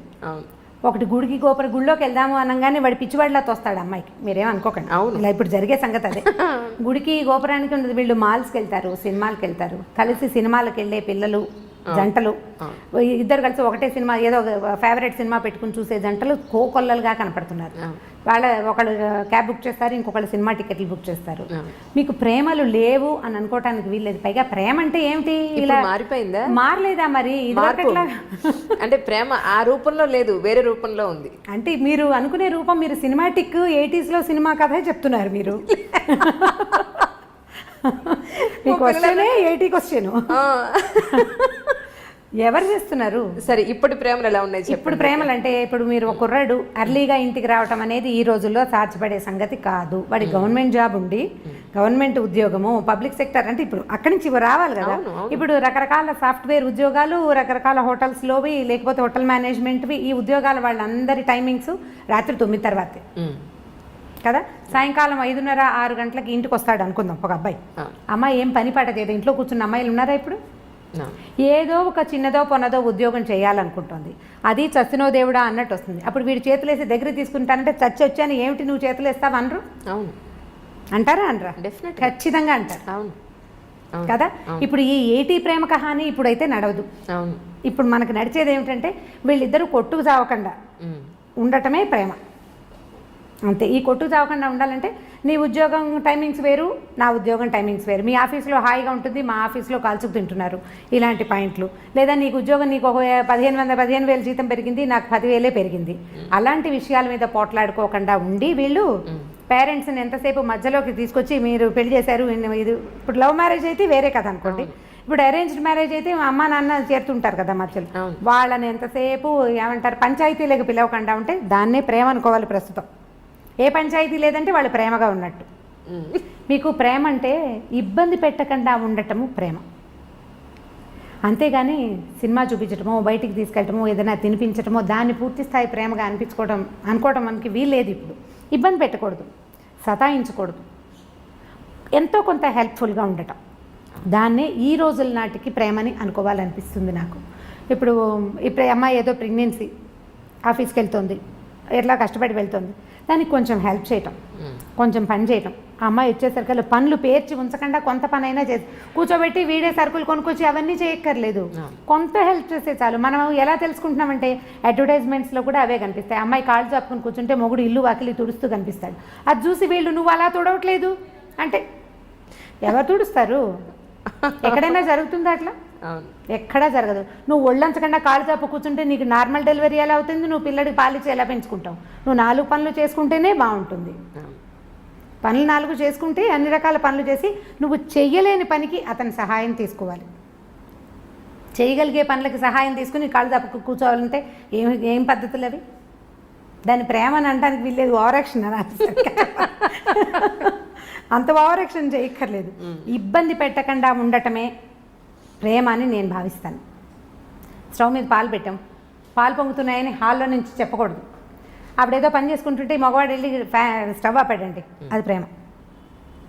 లైట్ ఫ్యాన్ వదిలేసావు అని అనకుండా వీళ్ళు అటు నుంచి వస్తూ లైట్ ఫ్యాన్ వదిలేసి చాలామంది ఏం చేస్తారంటే అక్కడ చూసి వచ్చి హాల్లోకి వచ్చేసి ఆ గదిలో లైట్ ఫ్యాన్ ఎవరి కోసం తిరుగుతున్నాయి అని అడుగుతారు. అవును కదా, దాన్ని ప్రేమ అనరు. ఆపేసి ఫ్యాన్ వదిలేసి వస్తున్నావు, కరెంట్ వేస్ట్ అని క్లాస్ తీయచ్చు, దీన్ని ప్రేమ అనిపించుకుంటుంది. కొంచెం క్లాస్ తీసే ప్రేమ పర్వాలేదు, ప్రైవేట్ క్లాసులు తీసే ప్రేమలు కూడా కొన్ని ఉంటాయి. నువ్వు అన్నీ ఇలాగే చేస్తున్నావు ఈ మధ్య అని వాళ్ళు ఆ పని చేసేసి చెప్పడం. ఇప్పుడు ఇది కూడా చేయకుండా ఏమీ చేయకుండా ఉంటే మాత్రం దాన్ని ప్రేమ అనడానికి వీల్లేదు. ఇంత మాత్రం ప్రేమని ఈ రోజుల్లో ఎక్స్పెక్ట్ చేయొచ్చు. అంతేగాని సినిమాటిక్గా సాయంకాలం అయ్యేసరికల్లా వచ్చేసి మనకు పనులు చేసి పెట్టేసి మన బయటికి తీసుకెళ్ళేసి వాడు ఎంత చచ్చిపోతున్నారు. ఇవాళ రేపు ఉద్యోగాల్లో ఎంత స్ట్రగుల్ అవుతున్నారు. ఉద్యోగాల్లో పోటీ, ట్రాఫిక్లో హడావిడి, ఎంత బాధపడుతున్నారో. పైగా ఎంతసేపు నెల తిరిగేసరికి వచ్చేసే ఈఎంఐలు, ఈ లోన్లు, క్రెడిట్ కార్డులు, అవన్నీ మన వెసులుబాటు కోసం. ప్రతి వస్తువు పదునైన కత్తే కదా. క్రెడిట్ కార్డు ఎంత సంతోషంగా ఉండేదో కొత్తల్లో. అది కట్టేటప్పుడు రక్తాశ్రువులు వస్తాయి, రక్తకన్నీరే, మనకి దుఃఖం వస్తుంది. బాబోయ్ ఇదంతా కట్టాల్సి వస్తుంది. వాడుకుని గీసేసేటప్పుడు గొప్ప సరదాగా ఉంటుంది. మా వాళ్ళని ఎత్తుపట్టు ఏమంటే ఆల్రెడీ మీకు అనుభవం ఉన్నట్టుంది అదిగో కదా. ఇవన్నీ పదునైన కత్తులు ప్రతిదీను. ఈ కత్తుల్ని హ్యాండిల్ చేయటమే కష్టం. ఇప్పుడు మగవాడు ఒకడు ఉద్యోగం చేసి ఆడవాళ్ళు ఇంట్లో కూర్చుంటుంటే వీళ్ళకి ఏమనిపిస్తుంది? శని ఆదివారాలు సెలవులు రాగానే వీడు మన బాగా తిప్పేయాలి, అక్కడికి తీసుకెళ్ళాలి, ఇక్కడికి తీసుకెళ్ళాలంటే ఈ 5 రోజులు చచ్చి ఉండి పైగా ఈ వర్క్ అంతా శనివారం రాత్రి లోపల సోమవారం పొద్దుటికొద్ది రిపోర్ట్ అందించేసేయాల్సిన ఉద్యోగాలు ఉంటాయి. వాడు ఏం సరదా పడతాడు పాపం? వాళ్ళు ఎలా సరదా పడగలుగుతారు? ఫ్రీగా ఉండటానికి వాళ్ళకి పెద్దగా అవకాశం లేదు. అసలు మన ఉద్యోగ వ్యవస్థే పరమ దౌర్భాగ్యంగా ఉంది. ఇప్పుడు వర్కింగ్ అవర్స్ బాగుండట్లేదు కదా, వర్క్ కల్చర్లు బాగుండట్లా. వాడు స్ట్రెస్ ఫీల్ అవుతుంటాడు. వాళ్ళు ఏమనుకుంటారు, మగవాళ్ళు ఏమనుకుంటారు, వీళ్ళు మనని రిలాక్స్ చేయాలి, ఆడవాళ్ళ వల్ల రిలాక్సేషన్ రావాలంటే. ఇప్పుడు నేను సినిమాటిక్ మంత్రదండం, ఇది కూడా 80s 70sలో హీరోయిన్లు ఎన్ని కష్టాలైన పడి ఇంటికి వచ్చేసరికల్లా చక్కగా శుభ్రమైన ఇల్లు, తెల్లటి పక్కలు, మల్లె పువ్వులు లాంటి మంచాలు, ఇలాంటివి చాలా చదివేవాళ్ళం చిన్నప్పుడు. అలా మంత్రదండం లాగా చేయటము ఆడవాళ్ళ వల్ల కాదు. సో 70s 80s ప్రేమ కథలు, అప్పట్లో ఉండే ప్రేమలు మనం తెలుసుకునేవి. మన ఇళ్లలో మనం చూసే మహాంజలి, మీరు ఆలోచించి చూడండి. 80sలో మన అమ్మ నాన్న, 80sలో మనం చిన్నపిల్లలం కదా, మన అమ్మ నాన్న, మన అక్క బావ, మన మామయ్య, మన అత్తయ్య, పోనీ బాబాయ్ పిన్ని, ఇలా సినిమాటిక్గా ఉన్నారా? ఆలోచించి చూడండి. లేరు. అప్పుడు బాధ్యతలు, పనులు విపరీతంగా, పనే పాట. ఇప్పుడు మనకి ఏమీ లేవు పనులు. మగవాళ్ళకి పనులు తక్కువే, ఆడవాళ్ళకి పనులు తక్కువే. పని అంటే మనకి driving మనకి విపరీతంగా ఉన్నది డ్రైవింగ్, పొల్యూషన్, స్ట్రెస్, ప్రతిదానికి అవే హెచ్చుగా ఉన్నాయి. మరి ఇప్పుడు అప్పట్లో బాధ్యతల వల్ల ప్రేమలు తక్కువగా ఉండేవి, సినిమాటిక్ ప్రేమలు లేవు. ఇప్పుడు స్ట్రెస్ వల్ల సినిమాటిక్ ప్రేమలు తక్కువగా ఉంటున్నాయి. మనం స్ట్రెస్సే ఎక్కువ తీసుకుంటున్నాం. ఇప్పుడు శని ఆదివారాలు ఉన్నాయనుకుందాం మన దగ్గర, పోనీ ఒక ఆదివారం ఉంది, దాన్ని సగం సగం చేసుకోవడానికి ట్రై చేయండి. మనం ప్రేమని కొంచెం సినిమాటిక్గా సాధించగలుగుతాం. సగం చేసుకోవడం, పొద్దున పూట బయట తిరిగి, లేదా ఇప్పుడు బఫే బ్రేక్ఫాస్ట్లు అవి కనపడుతుంటాయి ఊళ్ళల్లో, సిటీలోనే టౌన్స్లో కూడా ఉన్నాయిలేండి. విజయవాడ, గుడివాడ కూడా ఏం తీసుకోలేదు హైదరాబాద్ కంటే. అవి ఆదిలాబాద్లో లేదు కానీ మన నిజామాబాద్ అలాంటి ఊళ్ళల్లో కూడా ఉన్నాయి. పగలు మధ్యాహ్నం దాకా మీరు ఎంజాయ్ చేద్దాం, ఎక్కడికైనా వెళ్దాం, ఎవరింటికైనా వెళ్దాం, గుడికి గోపురానికి వెళ్దాం, సాధ్యమైనంత ప్రేమగా ప్రవర్తించడానికి ట్రై చేసి మధ్యాహ్నం నుంచి మగవాళ్ళని వాళ్ళ వర్క్ వాళ్ళని చేసుకొని ఇస్తే అటే కొట్లాడుకోకుండా మనం కొంత ప్రేమ కథని సాధించగలుగుతాం. ఎంతో కొంత. ఇది కష్టం, చాలా కష్టం అండి, నిజం. పని పూర్తి చేసేసుకోండి, తర్వాత నేను బజార్ వెళ్దాము అని పాతకాలపు హీరోయిన్లలాగా మనము చెప్పలేకపోతాం. రుసరుసలాడుతూ ధుమధుమలాడుతూ ఉంటాం. వారం నుంచి చూస్తున్నాను, నువ్వు ఎప్పుడు పని పెట్టుకుంటావు దిక్కుమాలిన ఆఫీసు. అయితే అదే దిక్కుమాలిన ఆఫీసు మనకు అన్నాన్ని, పువ్వుల్ని, వాటిని వీటిని ఇస్తుందని మనం అనేటప్పుడు మనకు గుర్తురాదు. న్యాచురల్ కదా. నేను చెప్పలేదు, ఆ నోరు పదునుగా ఉంటుందని, నాలిక బహుపదునైనది. అది ఏమంటుందో దానికే తెలియదు ఒక్కొక్కసారి. ఏమంటున్నామో మనకు అర్థం కాదు కదా. ఉద్వేగం వచ్చేస్తుంటుంది లోపల నుంచి. ఆ వచ్చే ఇరిటేషన్ తోటి మనం ఏదో ఒకటి మాట్లాడతాం. అవన్నీ రేపొద్దున ఆయుధాలుగా మన మీదే సంధించబడతాయి. నువ్వే మానేమన్నా ఉద్యోగం అంటే, వెధ ఉద్యోగం మానేసేయి అన్నావు అనుకోండి, ఉద్యోగం సీరియస్గా జాబ్ మానేస్తే అప్పటి నుంచి రోజు బెంగగానే ఉంటుంది, ఎప్పుడు మంచి ఉద్యోగం వస్తుందో అన్న టెన్షన్ కదా. సో ఇది అంత ప్రేమను సాధించలేము మనం. కొద్దిగా ఆలోచించి ఈ రోజులకు సరిపడా పువ్వులు అవి ఎక్స్పెక్ట్ చేయకూడదు. హిందీ సీరియల్స్ మీరు చూసారో లేదో, మేము ఆ మధ్య బాగా చూస్తుండేవాళ్ళం. మా పని మనిషికి చాలా ఇంట్రెస్ట్, అది రాగానే సీరియల్ పెట్టంటుండే, అది చాలా బాగుందని. వాడు ఇంటికి రాగానే కుర్రాడు గులాబీ పువ్వు పట్టుకొచ్చిస్తాడు. రోజు ఏం చేస్తారు మావారు అంటుంటాడు, చెవులో పెట్టుకోమంటున్నాడు. ప్రతిరోజు ఒక గులాబీ మొగ్గ పట్టుకొచ్చి ఇస్తుంటాడు. అంటే బయట నుంచి వచ్చేటప్పుడు పువ్వులు పట్టుకొచ్చి ఇవ్వటం, ఆవిడని శాంతింప చేయాలంటే పువ్వులు పట్టుకొచ్చి ఇవ్వాలి. మా పని మనిషి అడిగేది, అమ్మ మనం ఒక మూర కొంటే సరిపోతుంది, ఈ బంచి ఏ 100 రూపాయలు ఉంటుంది, మూర 10 రూపాయలకి వస్తుంది. తమిళ సినిమాల్లో కనిపిస్తాయి పువ్వులు పట్టుకొచ్చి ఇస్తూ ఉండటం. ఇవాళ రేపు మన సినిమాల్లో చాలా తగ్గిపోయినాయండి సినిమాటిక్ వేషాలు. సినిమా వాళ్ళు కూడా ఇవాళ రేపు వేయటం మనం ఎందుకు మానేశారు. మీరు ఆలోచించండి, నాకు అస్సలు గుర్తులేదు. నేను బాగా ఆలోచిస్తాను. నేను మా చిన్నక్కయ్య దగ్గర ఉండేదాన్ని. మా బావ ఎప్పుడైనా పువ్వులు తెచ్చిచ్చిన సంఘటనే నాకు జ్ఞాపకం రాదు. బాగా ఎంత ఆలోచించిన అవి చూసినప్పుడల్లా అనుకుంటాం, మా అక్కయ్యలు బావలు ఏమిటి ఇలా ఎప్పుడు చేయలేదు. ఇప్పుడు ఎలా చేస్తారు, ఇప్పుడు కూడా చేయరు కదా, అది చేయలేం. ఓకే, అవి కేవలం సినిమాటిక్ థింగ్సే. అప్పుడప్పుడు ఒక్కొక్కసారి జరుగుతాయి జీవితంలో. బట్ అదే ఇప్పుడు మన దగ్గర అయితే క్యాండిల్ లైట్ డిన్నర్కి తీసుకెళ్తాము, డిన్నర్లకు తీసుకెళ్ళి ఇంకెక్కడికో తీసుకెళ్తాము, ఇంకేదో చేయటం.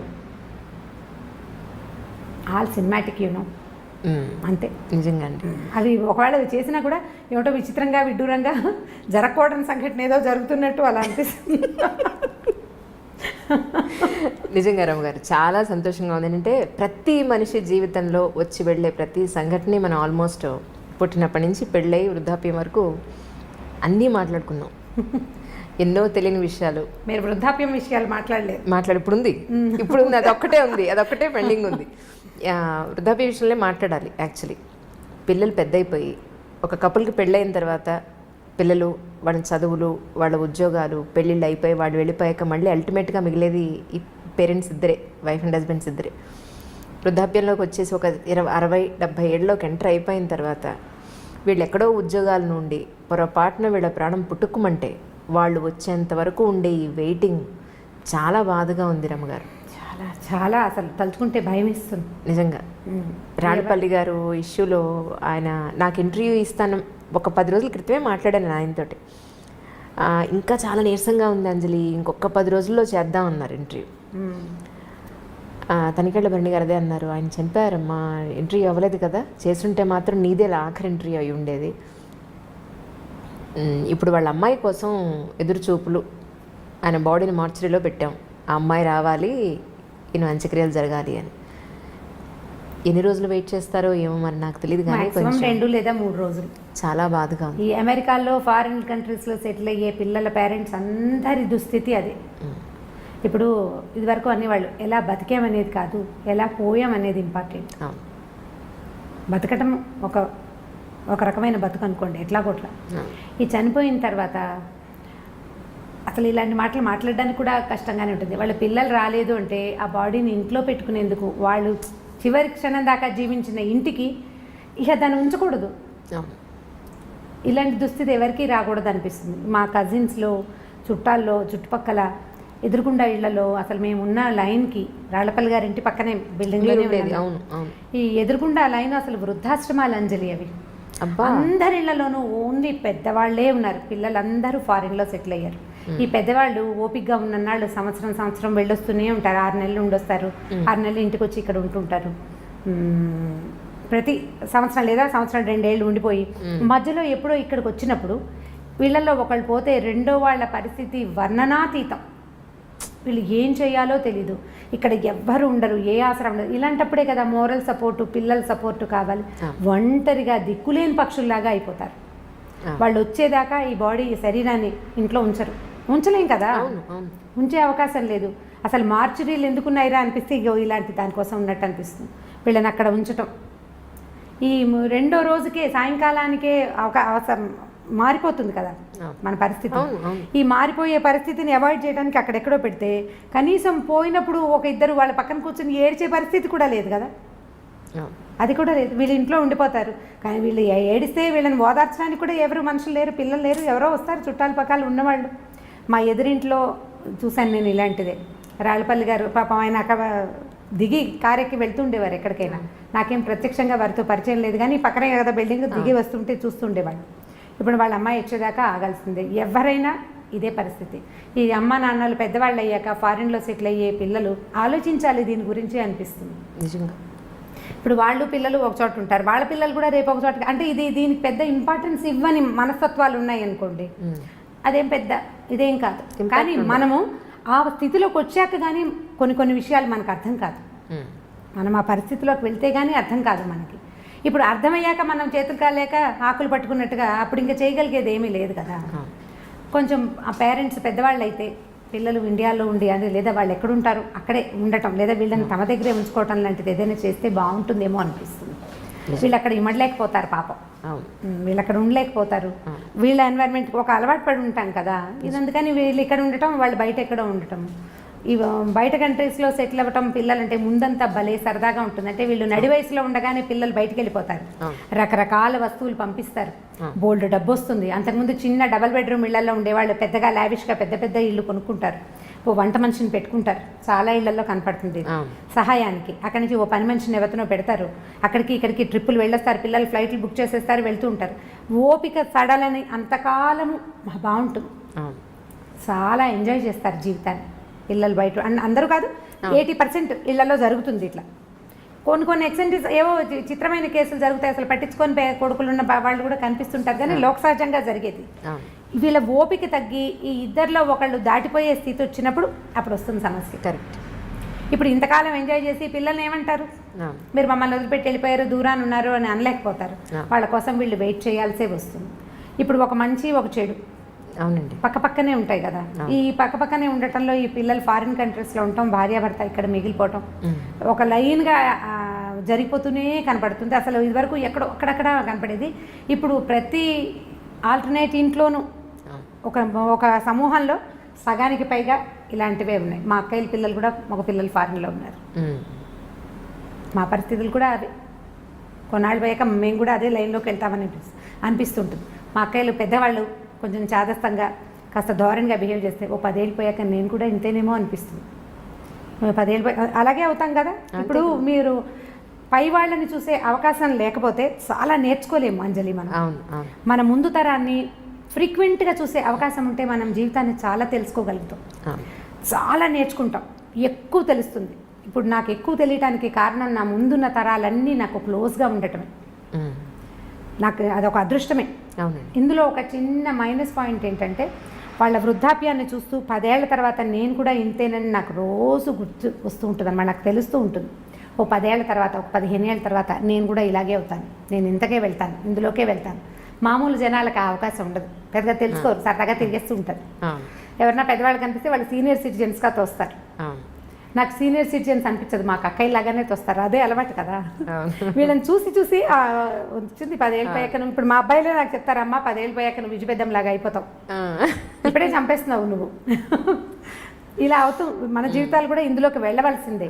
మనం తెలుసుకోవాల్సింది ఏంటంటే ఇవాళ యంగ్ ఎనర్జెటిక్గా శుభ్రంగా బ్రహ్మాండంగా చాలా దృఢంతో ఉన్న మనము రేపొద్దున వెళ్ళే దారి మన ముందున్న దారే కానీ కొత్త దారి ఏది కాదు. అసలు సృష్టిలో కొత్తది లేదు, ఏది లేదు. ఇప్పుడు మనం ఒక విశృంఖలమైన ప్రపంచాన్ని చూస్తున్నాం. మనని చూసినప్పుడు మన పేరెంట్స్ కూడా ఇలాగే అనుకున్నారు, ఏమిటో మారిపోతున్నారు పిల్లలను. మన అమ్మా నాన్నలు అంటే ఇప్పుడు మా అమ్మా నాన్నలు చేయలేదు కానీ సాధారణంగా మన ముందు తరంలో ఉన్న అమ్మా నాన్నలు పల్లెటూళ్ళు వదిలిపెట్టేసి టౌన్లకి వాటికి గవర్నమెంట్ ఉద్యోగాలకి వస్తున్నప్పుడు వాళ్ళ ముందు తరం కూడా అలాగే అనుకుంది. రోజులు మారాయి అన్నమాట ప్రతిసారి ప్రతి తరం తర్వాత పునరావృతం అవుతూనే ఉంటుంది, తిరుగుతూనే ఉంటుంది ఆ మాట. దాని నుంచి మనం తప్పించుకోలేకపోతాం. ఇప్పుడు మరీ పెరిగింది, రేపొద్దున ఇంకా పెరుగుతుంది. పాతదారిని పట్టడం మన వల్ల అవ్వదు, పాతదారిని వదలలేకపోవటం మాత్రం మన వల్ల అవుతుంది. మనం ఏం చేస్తామంటే మనకి బాగా నచ్చిన విషయాలు కొత్తవి తీసేసుకుని మనకు నచ్చనివి పాత రోజులు బాగున్నాయి అని చెప్తూ ఉంటాం. మనకి ఏది ఇష్టం లేదో ఇదివరకు మేము అలా చేసేవాళ్ళం కాదంటాం, కానీ మనం ఇదివరకు చేయనివి చాలా చాలా చాలా చాలా చాలా చాలా మన జీవితంలో తుడిచేసుకున్న లోపలికి వచ్చేసినాయి అంతే. తలంటి పోసుకోవటం దగ్గర నుంచి ఎక్కడున్నాయి అసలు కుంకుడుకాయలు ఎక్కడున్నాయి చెప్పండి. ప్రతిదీ మన తిండి, మన బట్టలు, మన అలవాట్లు, మన విధానాలు, మన ఇళ్ళు, మన వాకిళ్ళు, ప్రతి విషయం పండగ వచ్చినప్పుడు మనకి సీరియస్గా గుర్తొస్తుంది, ఈ పండగ నాడు మా ఇదేదో చెయ్యాలి అని. ఆ ఒకరోజు తర్వాత మర్చిపోతాం. కొంతమందికి పండగలు కూడా గుర్తురావు. పండగ ఇప్పుడు బాగా గుర్తు ఎలా వస్తుంటే టీవీలలో హోరెత్తిపోతూ ఉంటాయి కాబట్టి పండగలు గుర్తొస్తాయి. అవి బాగా ఉపయోగపడుతున్నాయి, ఆ విషయంలో మాత్రం బాగా ఉపయోగిస్తున్నాయి. ఇది మంచిగా చెడు అంటే మంచి చెడు కూడా ప్రతి అన్ని పదునైన కత్తులే కదా, ప్రతిదీ పదునైన కత్తే. ప్రతి దాన్ని మనం జాగ్రత్తగా వాడుకోవాల్సిందే అంతే. మిమ్మల్ని ఇలా కలవడం, మీతో ఇలా మాట్లాడడం, ఎన్నో తెలియని విషయాలు తెలుసుకోవడం చాలా చాలా సంతోషంగా ఉంది రమ్మగారు. నిజంగా థ్యాంక్ యూ సో మచ్. మిమ్మల్ని ఇబ్బంది పెట్టాను, దయించి ఏమీ అనుకోవద్దు. అంటే ఇప్పుడు మీరు మర్యాదగా మాట్లాడుతున్నారు కానీ మీకు తెలియని విషయాలు నేనేమైనా చెప్పానా? చెప్పారు డెఫినెట్గా చెప్పారు. అలా అనిపిస్తుంది. అంటే నాకు అనిపించింది ఏంటంటే ఇంట్లో మీలాంటి పెద్దవాళ్ళు, మెచ్యూరిటీ ఉన్న పెద్దవాళ్ళు, అనుభవం ఉన్న పెద్దవాళ్ళు ఉంటే చాలా సంసారాలు బాగుపడతాయి అనేది ఒకటి. సమస్యలు పెద్దవి కాకుండా ఒక స్టేజ్కి వచ్చి కనీసం మనం తుంచేయగలుగుతాము అనేది ఒకటి నాకు బాగా అర్థమైంది.